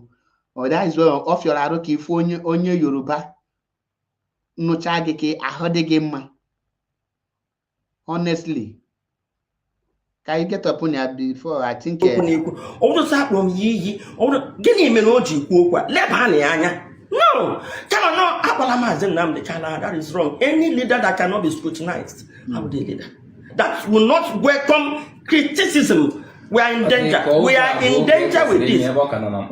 Then you know na mkporo ya ka m jesi ya nna m ịnọ na mkporo chịkọ ime ụlọ gị mgbe ịpụtazie gị mewe mgbe ọ na-anọ na mkporo anya ada na ihe nda ka iji ka iji nọ na nga apụta na Sokoto prison me onwe him introduce as 100 men. Why not communicate your thing? So federal government amana na enwene 100 men or the right. Ndị mbo amana na enwene 100 men or the right. Okay, and when the interview akwara yes. Now, mgbe maazi form ESN omeli announce. Ndị mbo na ha malo no omeli announce no form go ESN. Mgbe maazi appoint Chiki na edozie mu hand the rest or no omeli announce. So now, why are you now having it? Why do you see? Why is it now a problem that Namazi appoint 100 men who will now take over, that will run the activities of IPOB that he is leading? Or was Tagi Kamazi lead the IPOB? Na nekwanu me okolo, nekwanu me shishowa. Now, or seeing a problem here when Namazi form 100 men. Now, somebody saying that Mazi cannot give order from Sokoto prison. Instead of her now holding the so-called incompetent ex-DOS gangsters accountable, because Nikuli here now, Mazi no outside. Now, all these things are not like this. In other words, now Mazi was able to make sure that IPOB be in order. Now, all these things be okay kidnap. That is a clear message and a clear sign that now the people now cause this problem are the so-called ex-DOS gangsters. Why are you not holding them accountable? Why are you avoiding them? This is the reason you assume defend these people. And has no how to take over from DOS. SDOS. Now here take over. Now, the Biafran war is now among us. So because when they were something to say, can you before round up in the next because Jimmy go here. And when the Charlie went in a question, because Bagote with your question, can you treat your question? Because I think we are done with this thing. Can you go do Irish potato so that in a question you come up with your question, Kaizanya immediately. Those of you on Facebook and TikTok, if you want to ask question, the link is there. You can join, click the link, and you will come up immediately. The link in on a comment section. If you want to come up, whether you're on YouTube or Facebook, click the link and you will join us. If you're on YouTube, if you're on TikTok, you know how to come up on TikTok. Just send your request, because I know here, it's a but I know here, they even I the well loaded. Irish potato, the very important. This Irish potato, I cannot miss it. Illegal cost 2 rice. So Nini is looking very radiant and is looking fresh and sweet. For real, I'm not kidding. It's not kidding. Mazin Nnamdi Kanu is looking fresh and healthy. A man that eats Irish potato with not yeye point and kill. This fish from the rivers. This point and kill from the Nile River. 3 pieces. Rice and stew. With stew. Sauces. I'm giving you not joke. I have the information. I can describe the food you eat in the morning. The one you eat in the afternoon. No, brother, on your ground, the one you eat in the and the salad you always do Monday to Sunday. The first month to the last. How you order sister paranoid, you know. the wonderful pipeline. Paranoid. I am paranoid, you know. Paranoid. I am paranoid, you know. We guy POB Koji man. Buga.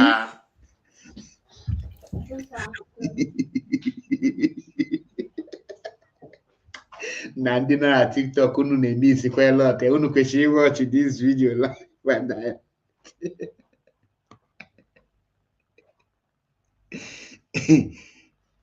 onyekwanụ bụ dis eze ọgba ngwa ka anyị mara onye iwu na eze ọgba.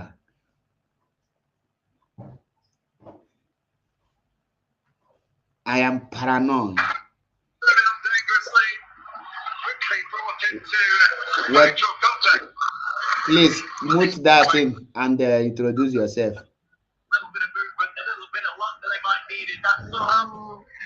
Good evening. Because I not the very noise because in even an Irish potato because. My brother, I'm doing the clean board. Good evening, my brother. You say you call again. Imana nwaanyị a na-akpọ Nneka gịnị ka a na-akpọ Nneokwa Chimezie. Nneokwa Chimezie. O nwere ihe a na-akpọ ekwu ọka. Ihe ahụ aja ahụ tamati na-atọ n'ubi na-adị mkpụmkpụ na dịka mushroom. Na-afụ that woman na-afụ ekwu ọka ahụ. Ịma this thing ọ bịara bụ ka ọ bịa dọdatara ya ha lọkụ mana ma ọ ga-ekreti awareness ka ebunyekwa ya more money because definitely ihe ebinyego ya ego ka a dịkwara ya ego na nke ebiri ya ebi.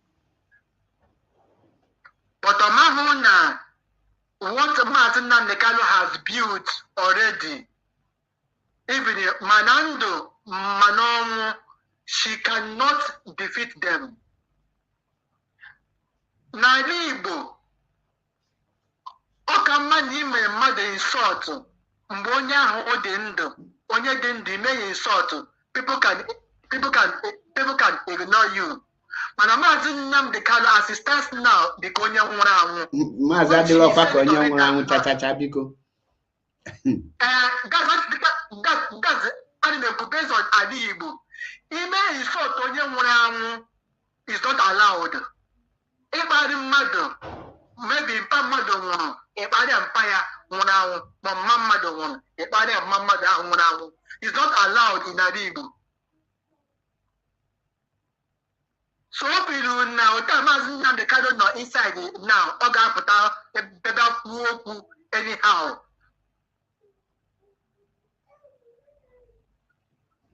Abachi ya nkịtị. Ya jụọ Rita ha, Uche before her, and the rest ha, ndị nke dapụrụ aside.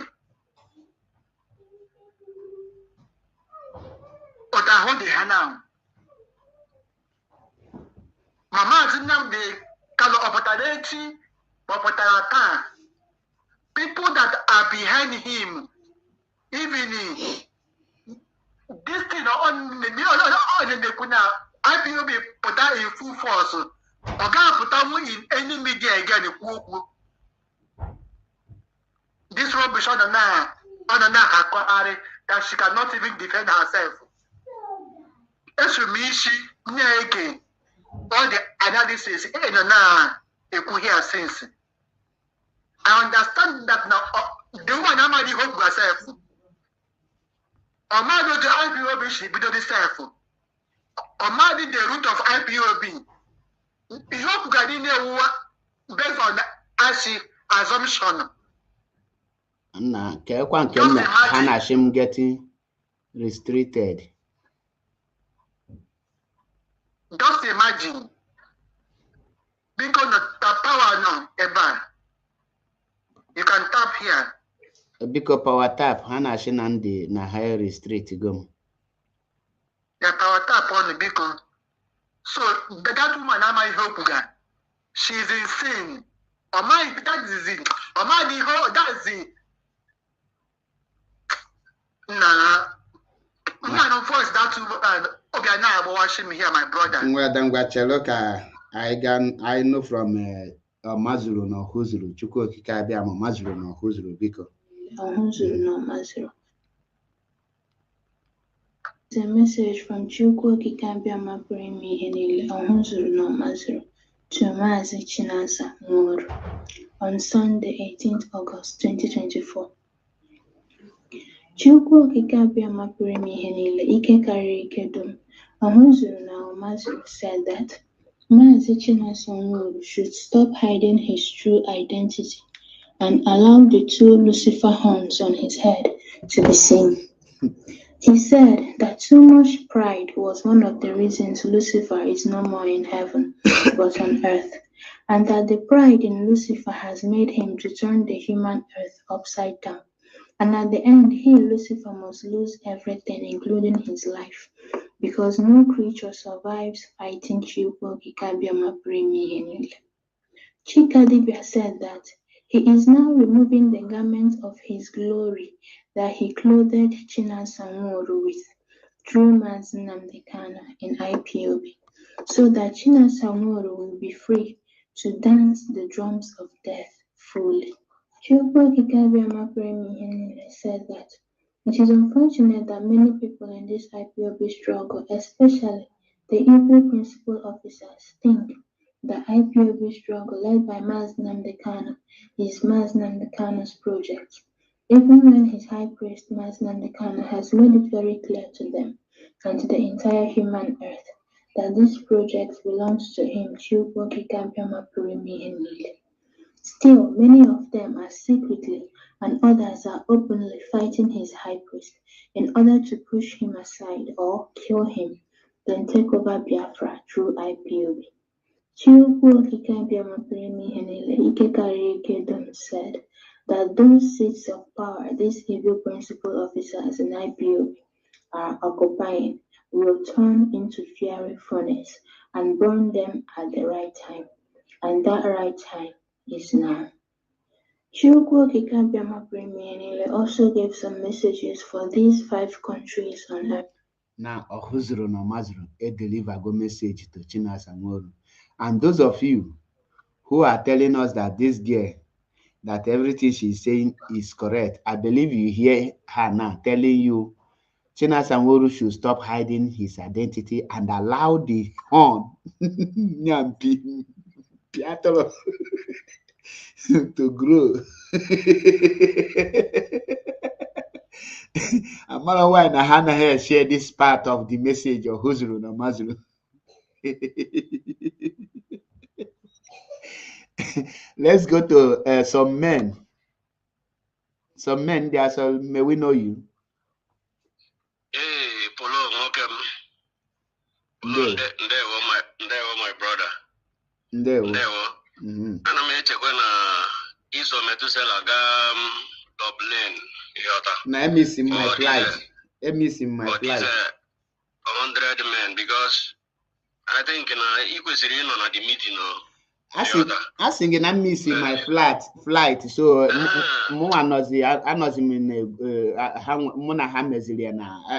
add him up through this thing. Yes. So and the hospitality by join all the meeting. Exactly. And the Ọhụzuru na Ọmazuru. No, spirit lead like.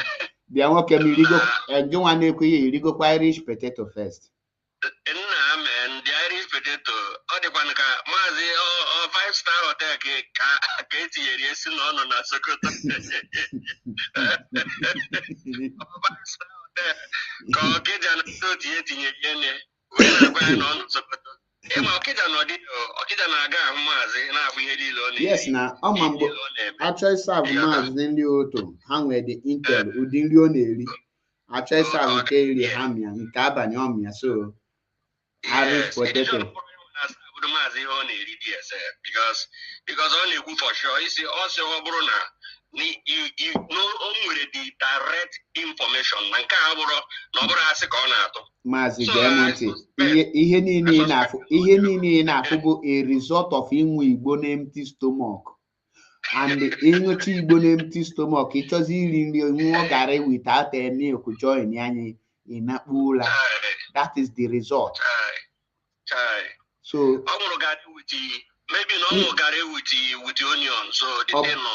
Igbo n'empty stomach. Inwe anwụrụ na n'empty stomach adịghị mma. No, na onye na-ekpu shade glass n'ime room sunshade glass n'ime room. Maazị gaa n'iru make your submission ka anyị gaa to ụzọchukwu. Ndewo. Okay, my brother. So nna asị m ka m kene unu ncha nnọọ unu na-agbalịsi ike gụnwa metusela na nwada Njideka ndị nwanne anyị nwoke ụsọ jikwa ya all of una I say may Chukwu okike abịa ma jisi ike na-enye unu more courage and more brain to continue standing with our leader Maazị Nnamdi Kanu, because now so onye ọma na-adịghị mma and onye the wicked, because ihe about this very situation now, wicked people we na fight against this man, wicked people, because they know what they are doing. Most of them know what they are doing. Ndị nke na-adọrọ deceived, ndị nke ndị otu Okechukwu Biafra ha, most of them know what is going on. But ndị otu people na ndị nke ọzọ, commander na most of them, they don't understand where these people are going. They are still thinking local one IPOB enwere, but this is no more IPOB. Ha wọtara na otegochi na asa na ndị otu ya nke wapụrụ. Just like I want to watch a program Chinasa mere on Saturday. Was it on Saturday or on Friday? Chinasa, I was listening to that very program, and I heard Chinasa say, under the command of this DOS, but him before command of under the command of Maazị Nnamdi Kanu, leadership of Maazị Nnamdi Kanu. This is what they used to say, under the leadership of Maazị Nnamdi Kanu, that this struggle is not going to be deviated, but this time they make it open that this struggle is under DOS command. You understand? But still, people are not following. Most of those people can say, nah, these guys are in IPOB of Maazị Nnamdi Kanu. Most of them are not following. They are not understanding. They are just still thinking now, Maazị is still the leader of Chinasa Nwuru and their company, but not understanding. But these people have started coming out very clearly. Just like if you go to the platform, Ebe Udo Nze, Favor, Keso Nedu, and other out of cows, and most of them, where they are discussing, you will hear the atom of hatred, the atom of wickedness inside them, that these people are not anymore. They don't want anything again with Maazị Nnamdi Kanu. People are not understanding. Some people are not understanding this, but they continue opening themselves. Hand aside there. Anyway, I don't want to speak more about it. What I'm just saying is that let our people open their eyes, know that these people that call themselves DOS followers, most of them don't know what they are doing. Most of them. But at the end, they will still say, maybe, because when they're on a platform, Kedafia, my good friend, commander, I told him, man, it's time is coming when this DOS will be separated from IPOB. Time is coming, and they will say that I said this, and this is what is happening now, because they have not come out, like the leaders themselves have not come out openly and say, we are no more there. We are doing our own. You understand? But time is coming. So let them bring out their leg more, so that people will know. They are doing it, Connie from Madam Nneokwa and the some of their like some of them. They are doing it from them. But all of them ga-apụtazi who na ha nọ uche onye a na ha nọziri onwe ha, and oge na-abịa mgbe nke ahụ ga-eme. But let's continue be waiting and seeing. So Maazị, ndewo jisi ike nnọọ, unu na-agbalịsi ike. Ka anyị nye gị taa nke onye ọzọ kwuo. Ndewo nwa Chineke, daalụ rinne. Izuchukwu Chisom, Thank you very much. Good evening, sirs. Ndewo. Yeah. You can radio. I'm from your name, and only hands but TikTok. I was also only Bob and Biafra, Rebecca Mapa. And on social media because we know with India, Marianako. Even Abatron, where last year I am in offline. They battled me very well, but now I'm back, and I'm back for good. Mazi, I can add a new name because I can believe now, Mazi, now the canoe can with a matter. Makachi. I can believe now, Mazi, now the canoe can within the Mbuyaman, and doing the Kamua. Okay, since 2015, I will continue to follow that man to the death. Because here, one of us get an hour more to Rania. When I say, that's go do 1,000 millions. You can never ever to destroy what this man has built, and you can never destroy it. As soon as you can get millions, we will bring all of you down. So I make a massive to say them. The man, yeah, I love him so much. He should continue with his job, and you, Maz, and others. Him believe, him believe in the Biafra or nothing. One day, it's going to happen. And then I make us in because I assume Makwala. I know Makwala is where I saw. You open us a plan against Maz and it can never come to pass. And here now, Bonina can have people that can cause because they are most so that they are evil plan have people that leak. One leak we go through their eyes. And I feel only leak and I feel any name. And I believe that God that we worship can never allow them to go scot-free. And those blood that have been sacrificed in the east, Biafra land, can never allow them to go scot-free. They will all pay with their blood. Because this is now blood against blood. So, man, you know, social media, we are coming to your man. No man, you can with the natural boyfriend and girlfriend. Mama Kodaka, because on the Kalolo, Grabaka Boria. I don't know how to mess it because I was also the person they fully aware before with thinking that is going in fact India are tough. India are tough. I are tough for my woman or was more. Manangwana Mars is bigger than them.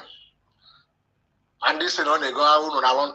What do you mean? Now okay, you so young way, highest sleepers in the whole world. He made it to military. Oh, military, as long as I'm going, oh, military, that's why I don't even go lead outside, oh, military. You have no power whatsoever. You may have good up on a Martin Cameron because not as I even can apologize the affairs of IPU, Macaron, it just like a bar. My chief will not sacrifice many things just for both of us, just for us to be alive. The chief will not balance because of this. If you had the process, you can lose 28 men because of this. You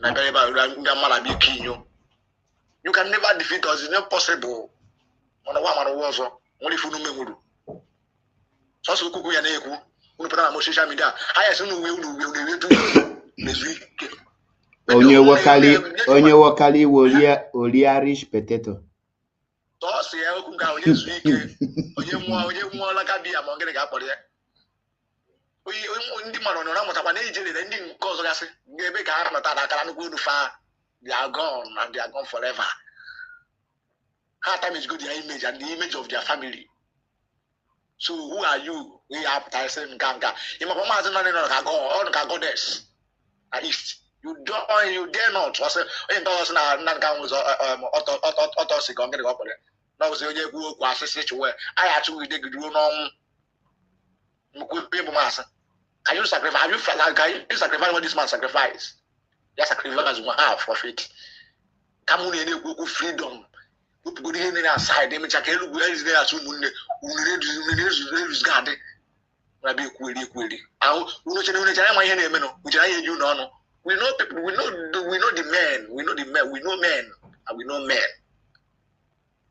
People are nobody. You can't do more than Jaguar. You make a yellow bones with that. You can get a new pure to that when you know. Mazen can withstand. That's why this man's name can never be. I can never and beyond. We are a hero of our own time, and we must cherish it. We have to do after social media. Ndi Yoruba kpọrọ niile ndị nke a na-eme apụtago na akantụ motu ndị nke fa n'omogoro uche ndị Igbo amasị ndị Igbo nọ ndị anụmanụ ya ndị enweghị uche m na-amadụ mmadụ gbasọ ka ọbara Igbo ka eji mụọ ha pụtara na soshal midia na-ekwu ọnụ na-ekwueli na-apụta onye nke ọzọ pụta sị na ọtụwara nwaanyị etinye ezi ime ịpụta na-ekwu maka na onye hụ gị pozishọn ịchọ ka onye gị maka na ihe ogwe gị ndị men ahọpụtara nwere ike iso n'ime anyị na-eme expect gị nọ n'ime mad people everywhere ndị ala ndewo maazị biko onye ọbụla na join kịta ya inwe 3 minutes ka anyị wee ike mechie because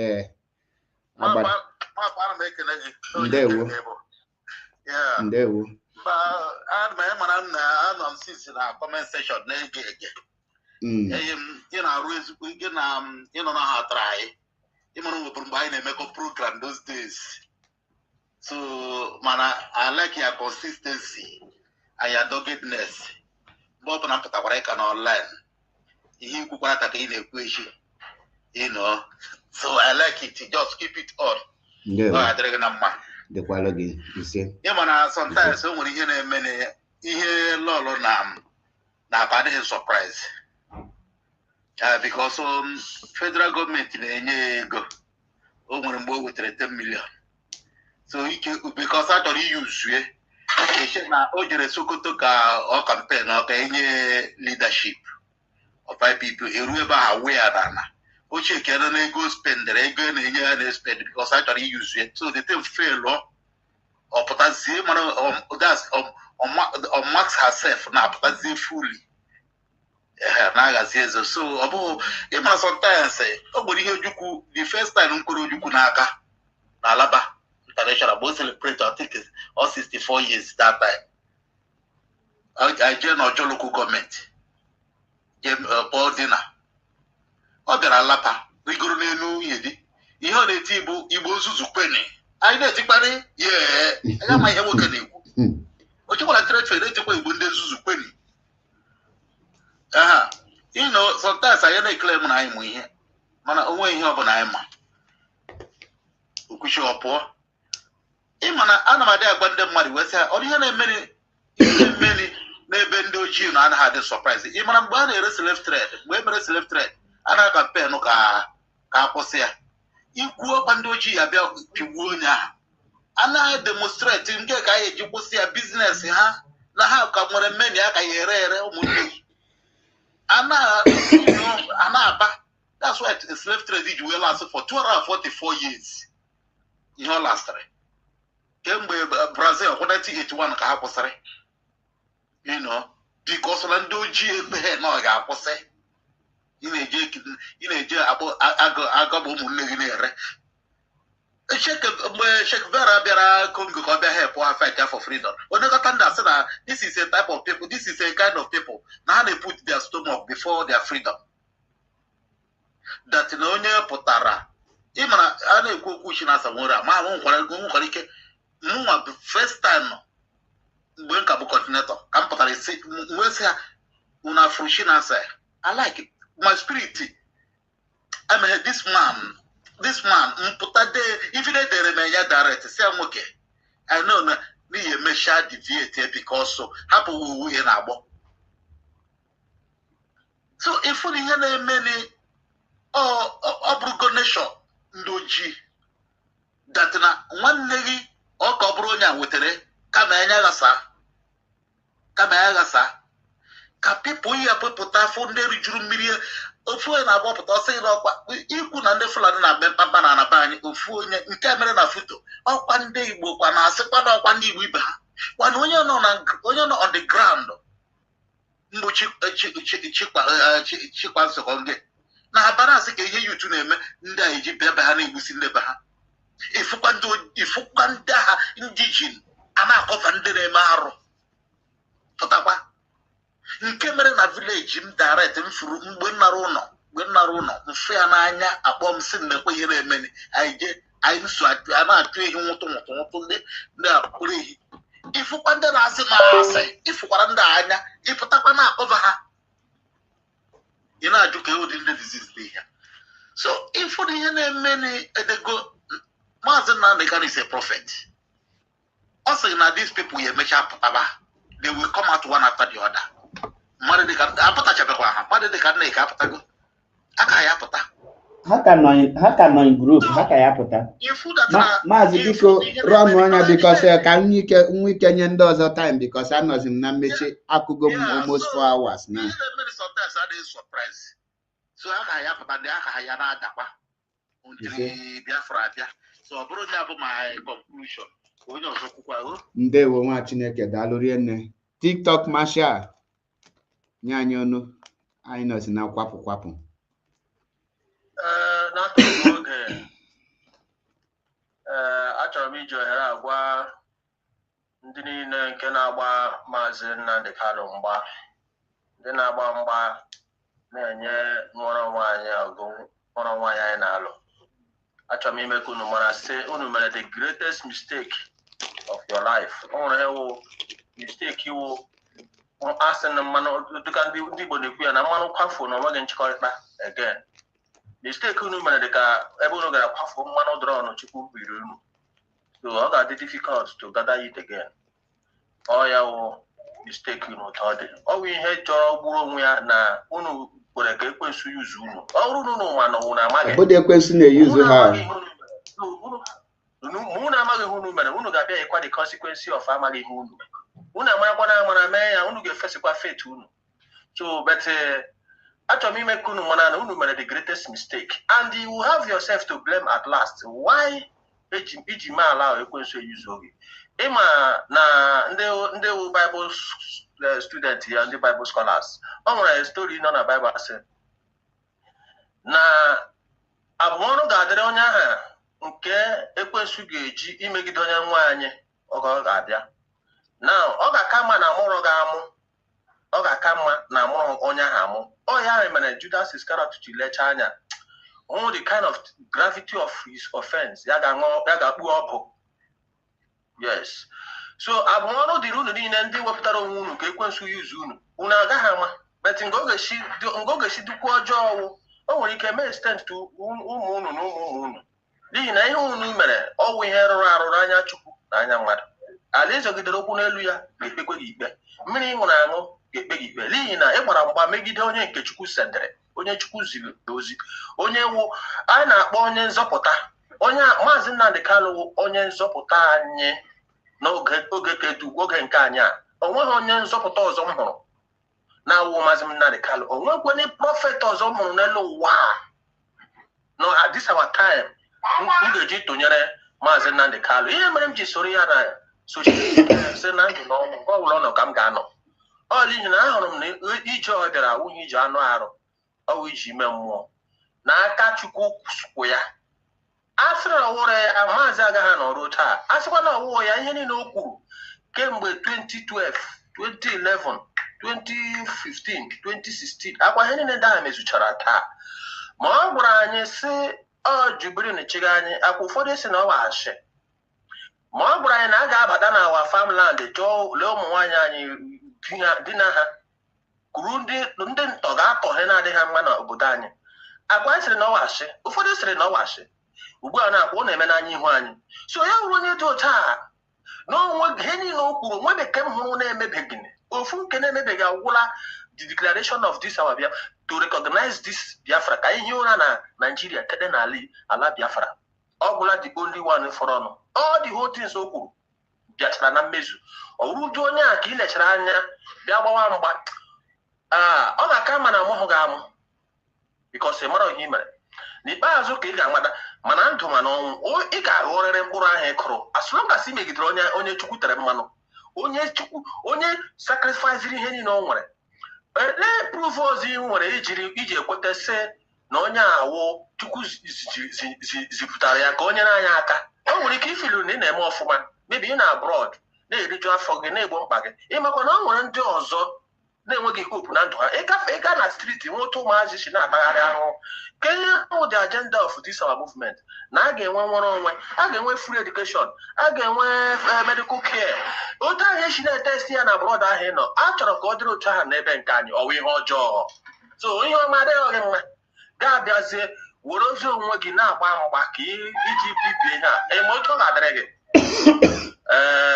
aha dịwa beta achọrọ m ịgwa onye ọbụla nke nọ n'ime ọgụ nwere onwe a bikos anyị nọ n'agha ndị ji ezi obi nọrọ kwuchiri ike asị m gị kwechiri darkness can never comprehend light kwechiricha full time kwechiri nwegodo aṅụrị na ihe a na-eme n'oge nke gị and gị nwa nọ in position to rebuke and to debunk all these their lies n'ihi na ihe a na-achọ ime ha ka ya mee ka anyị strọgụl anya ka ọ gọzie ha ihe efu ka ọ gọzie ka ọnwa ma ọ nwere international body na-elebadị anya ha gbasisi nkịtị si ndị adịbeghị serious ọ ha ji na-eseti confusion ha some of them merecha ihe ha because of their commitment ihe ha kọmiteguru maybe o nwere oche ha shiri megide onye ndu anyị ma o nwere oche ha shiri trust or something on their care under their control eme ihe dị ha mma.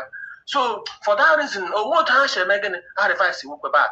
But all that is so great because the punishment of this offense who no committed.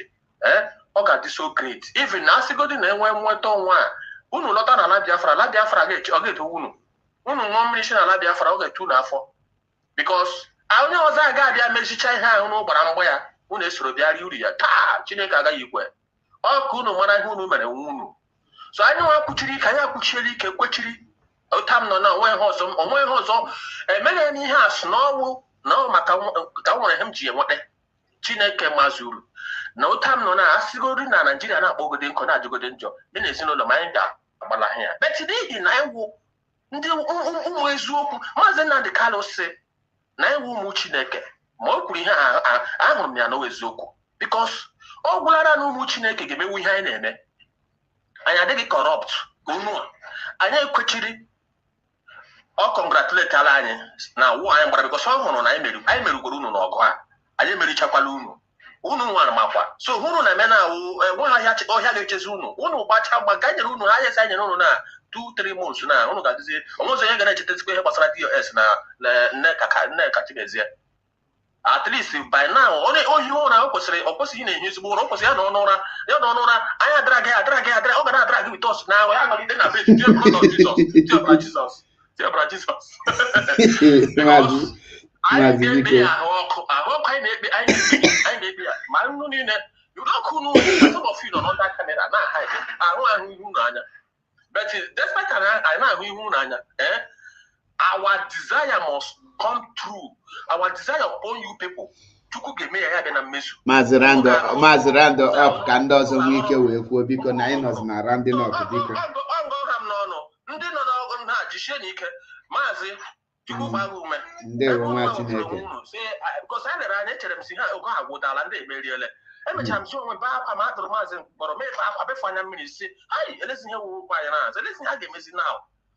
Na Chineke abịa emekwa ebere ndị dịka unu apụta na-eme gịnị na-akasị anyị obi na-enye anyị hope because ọ dị ndị a chọrọ ime ka chọrọ iyuzule just scatter our hope but ekele dịrị Chineke na anyị ga-enwe mmeri n'ikpeazụ Biafra ga-abịa anyị ga-eso nwụrịa ndị ọzọ nọ na-akpa ahụhụ a anyị ga-anata ụgwọ ọrụ asị ndị lụrụ ọgụ a Chukwu ga-agọzi anyị gozi ụmụ anyị gozi ụmụ anyị n'ihi na onye rụrụ ọrụ ga-eri so ndị na-asịkwara na Biafra ga-adị mma ha ga-eji ala mee gịnị zere mmiri ise. Ndewo daalụ rinne ise nwa Chineke.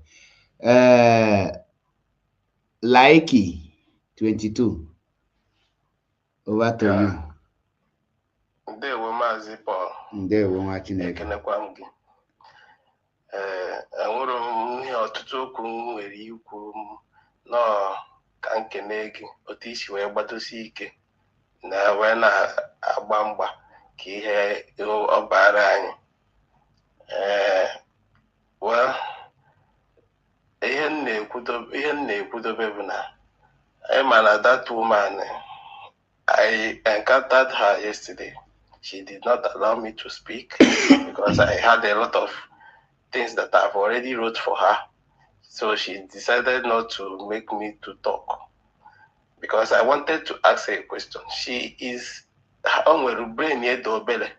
Omaro di ha na akomaka o nweche brain ọkụkọ. Mụnwa na-echeta ihe wee were onwe ihe o kwuche mgbe ahụ ọ bịa na-asị na mgbe ọ na-achọ ka achọ amara onye ọ bụ because ka nshi mara bụ na ọ sị na ọ ya nwa bụ gịnị o nwere ihe gbasara ihe IPOB ọ na-eme n'ihe ọ bụ igbo gịnị woman ọ bụrụ ihe gbasatara struggle all of a sudden ọ gbabata si na-agbachala ọsọ n'ụlọ na nka na ndị amị eme nka from there o jee Sokoto wee jide wee convert anyị na amara na onye ahụ na convert gị a convert as a Muslim were egbe runyeche ya n'ike wee gwa ya na onye ide ọkọkwa iche na enyere ya ma 1 naira ọ dịka na amara otu a na-afịa asị infidel onwere ose ebe ahụ o jere ọ na-anụkwa ndị niile na-arụ na prison ebe ahụ ada asụ English o ihe ha na-asụ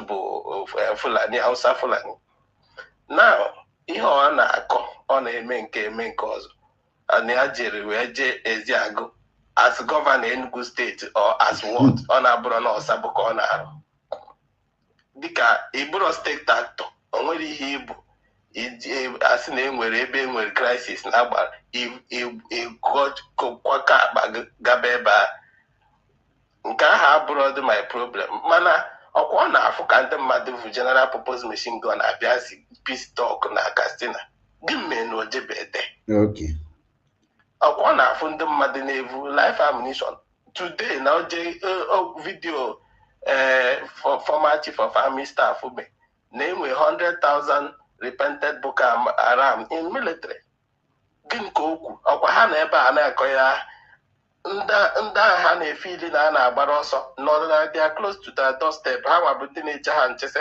they don't know o nwere ihe m na Maazị Nnamdi Kanu amara m onye ọ bụ but when I heard of issue of Fulani it is through him and this is about 15 years ago. And that 15 years ago, that same thing is still happening today. So why wouldn't I believe him? And Njekwe, the thing I'm a scholar. I studied Islam, studied it to the core. People are hungry agenda to convert Nigeria 2050.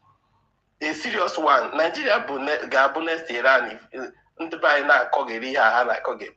Ha na-agba mgba na onye nke ada emete, onye nke ada emete. Ndị a niile ha rụfụcha na-abụcha ndị a na-akpọcha bandit. Lakurawa bụ Islamic terrorist. Boko Haram Islamic terrorist. ISWAP Islamic terrorist. Ajamani ka ọgụ na Jiman ka ọgụ ha rụcha like 5 na North. Ha ncha niile bụ the same struggle ka ha ne. They even fight within themselves. But ihe niile ha na-anụ bụ fight for jihad. Ndị nke anyị abịa a na-akọ ka ndị egbu abịa na onye bịa ọkọrọ nke the other day ka na-afụ ebe nke onye nke mkpọntu na South Africa na-akọ na nwaanyị na Nnamdi Kanu ji wee mee ji wee ome ọrụ ndị mmadụ na ala nwunye mmadụ gị nke emego ha ka ọ nọ oke abụgodị na ọ merie na ọ lara mmadụ ịra mmadụ abụ crime. Is now na some people na-ekwu okwu ka ndị na-enwero brain ịmago mana ihe na-agwadobe ha bụ two things is involved. Amụnwa anọrọ ka m bịa mebe ihe mkpọtụ wowowo I'm a bandit of my own. Anyị na-eme bandit nke anya mbọchị ọbụla ndị Fulani mere na ọka ha fụta ụdị ha na-eme na North a na-achụ ha na-amacha ebe ha nọ ijos ma ndị a na ụmụ nwaanyị ha ma ụmụaka ha onye ọka ọbụla ifụtara inweta ime ihe ha na-eme ndị be anyị ya kpọtụba na ọ bụrụ ọka ihe ha na-eme mkpọtụ mana ọ bụ na ọka ifait bazie maka ndị be anya ka ibu iwere onwe gị si shield ba ka enwe ike hafe ịbịa a ga-abịa ịbịa ahụ bụ already is because all the state actors from federal to state are Fulanis. The military structure today enwe na Nigeria ịma many people amaro bụ Fulanis. Even na mmadụ asị gị na onye a bụ brigadier general o nwere ose because all mmadụ na-enye rank ahụ ajụn gokwe ka onye na-enye that rank ndị na-commission to those things na sị na onye be anyị na ọ bụ brigadier general mmụọ mmadụ bụ ihe commission. Those people that are doing that thing one nwere ihe onye Fulani gwa m out of iwe because I bagide mba ọsị m make I tell you, that military now Allah giving to us. He has already told you know how one with that time.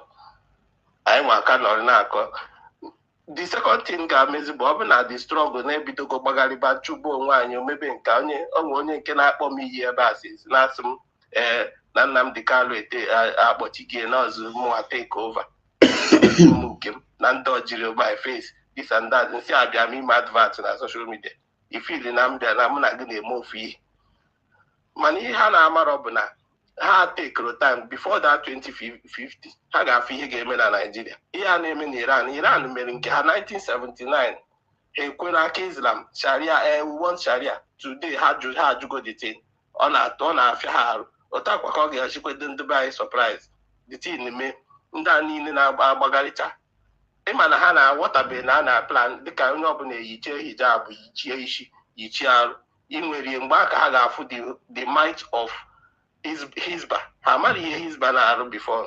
Hizba the more powerful than Nigerian police in the north. So the only thing in ndu kudorubu ha kudoshike. Mazin Nnamdi Kanu or not, the struggle, freedom is not meant for one person.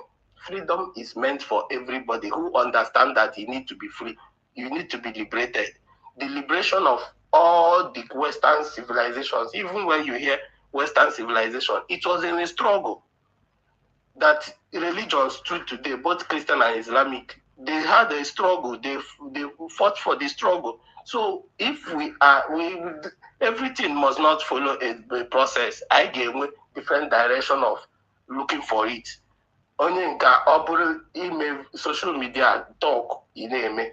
Oburu onye ga na-ede petition one-ede. Nke onye ọbụla ga-eme one-eme. Enwere any definition for struggle. What as far as ihe a na-eme na ịchọrọzi ihe anụnwa na ịchọrọ ịnọrọ onwe. So the truth of the matter is everybody should put hands on the deck. Let us work towards achieving this goal. It will take time. People will sabotage. Onwere ihe a na-eme n'ụwa ada agba mgba. Agbacha dị mgba, anyị ka ga-enwetakwa onwe anyị. Anyị na-enwetara onwe anyị, anyị ncha niile ata dị afọ njọ. Nwa na-abụrụ na-ebu Newton na people anwụgo. Kim Don Williams daalụ kachifo. So nke a abụrụ problem. Nwanne jisi ike o. Ndewo. Ihe dị ebe a bụ na anyị afụgo ka o si anyị amago nke bụ abụrụ m ụmụaka ama m ndị bụ ezigbo ma ndị bụ ndị ajị. Onwere onye na-eso m na mmadụ adịghị eme any meeting. But ama m ihe mụnwa na-eme on my own. Nwan jisi ike o. Ndewo nwa Chineke daalụ rienne. I really appreciate all of you. On this note, ka nna asị ka Chukwu okike abịa ma onye pụrụ ime ihe niile. Gozie onye ọbụla nke wepụtara ohere ya. 1 minute, I'm on Nimechigo. I'm on Nimechigo. Go take in Noyota. So, because only Henchi, you Akaramide, then this FYP, but I decided to ask you, and I don't know if it is possible. Maybe if you can, you or Methuselah or one of, maybe if you people can discuss this with Maz, because these people, they are making all these people, they continue to confuse and they convince our people to believe them with Maz. And the people are not, some people are not understanding. Some people can hate it. These people are still working with Maz. So I suggest, last time,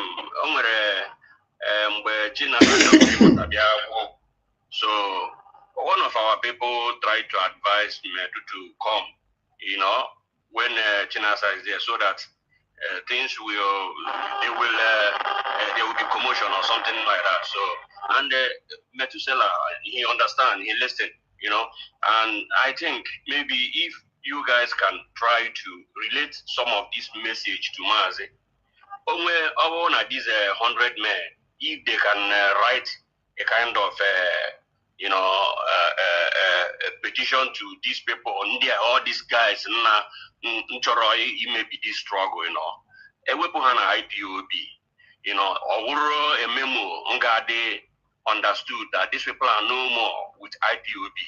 You understand?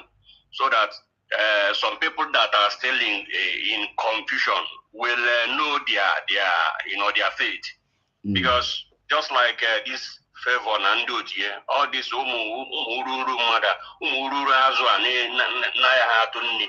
Yotago, most of them they will still think say that they are still in IPOB.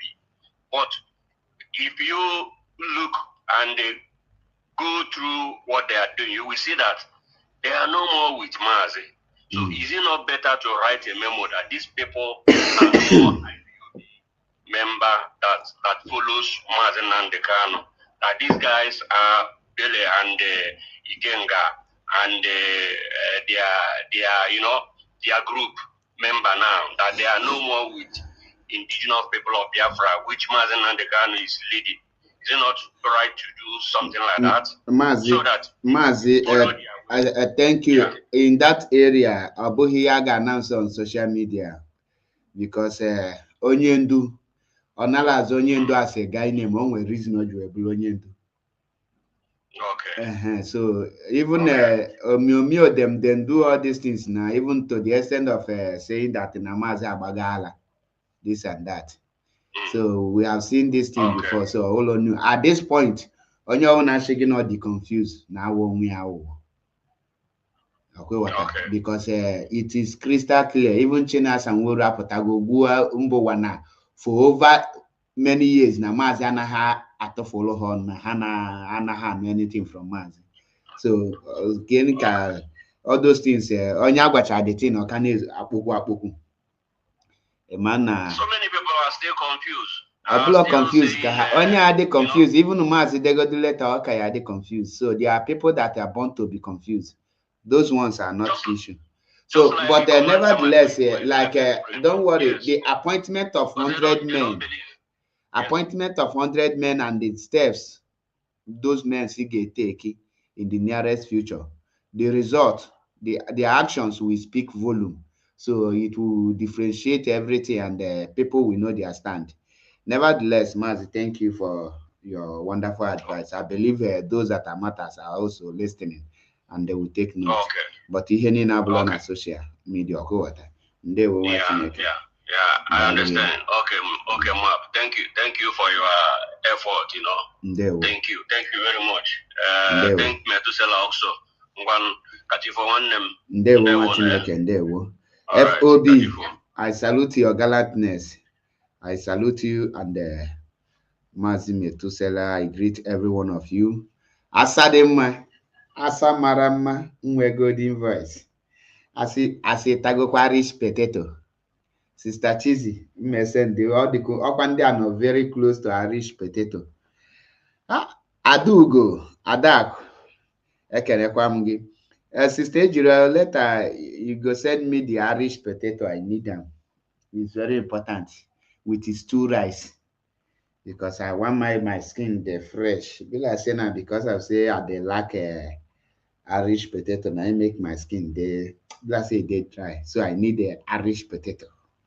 So my special advice to all these DOS zombies, please, you people should stop taking Igbo. It's Igbo na empty stomach or the long. Freedom fighting is not for poor men. Okay, at least Motono Ogodum Garet in your milk before it's a Igbo. Okay, so Biafrans and lovers of freedom, I salute every one of you. I greet you for the effort every one of you are putting in one way or the other.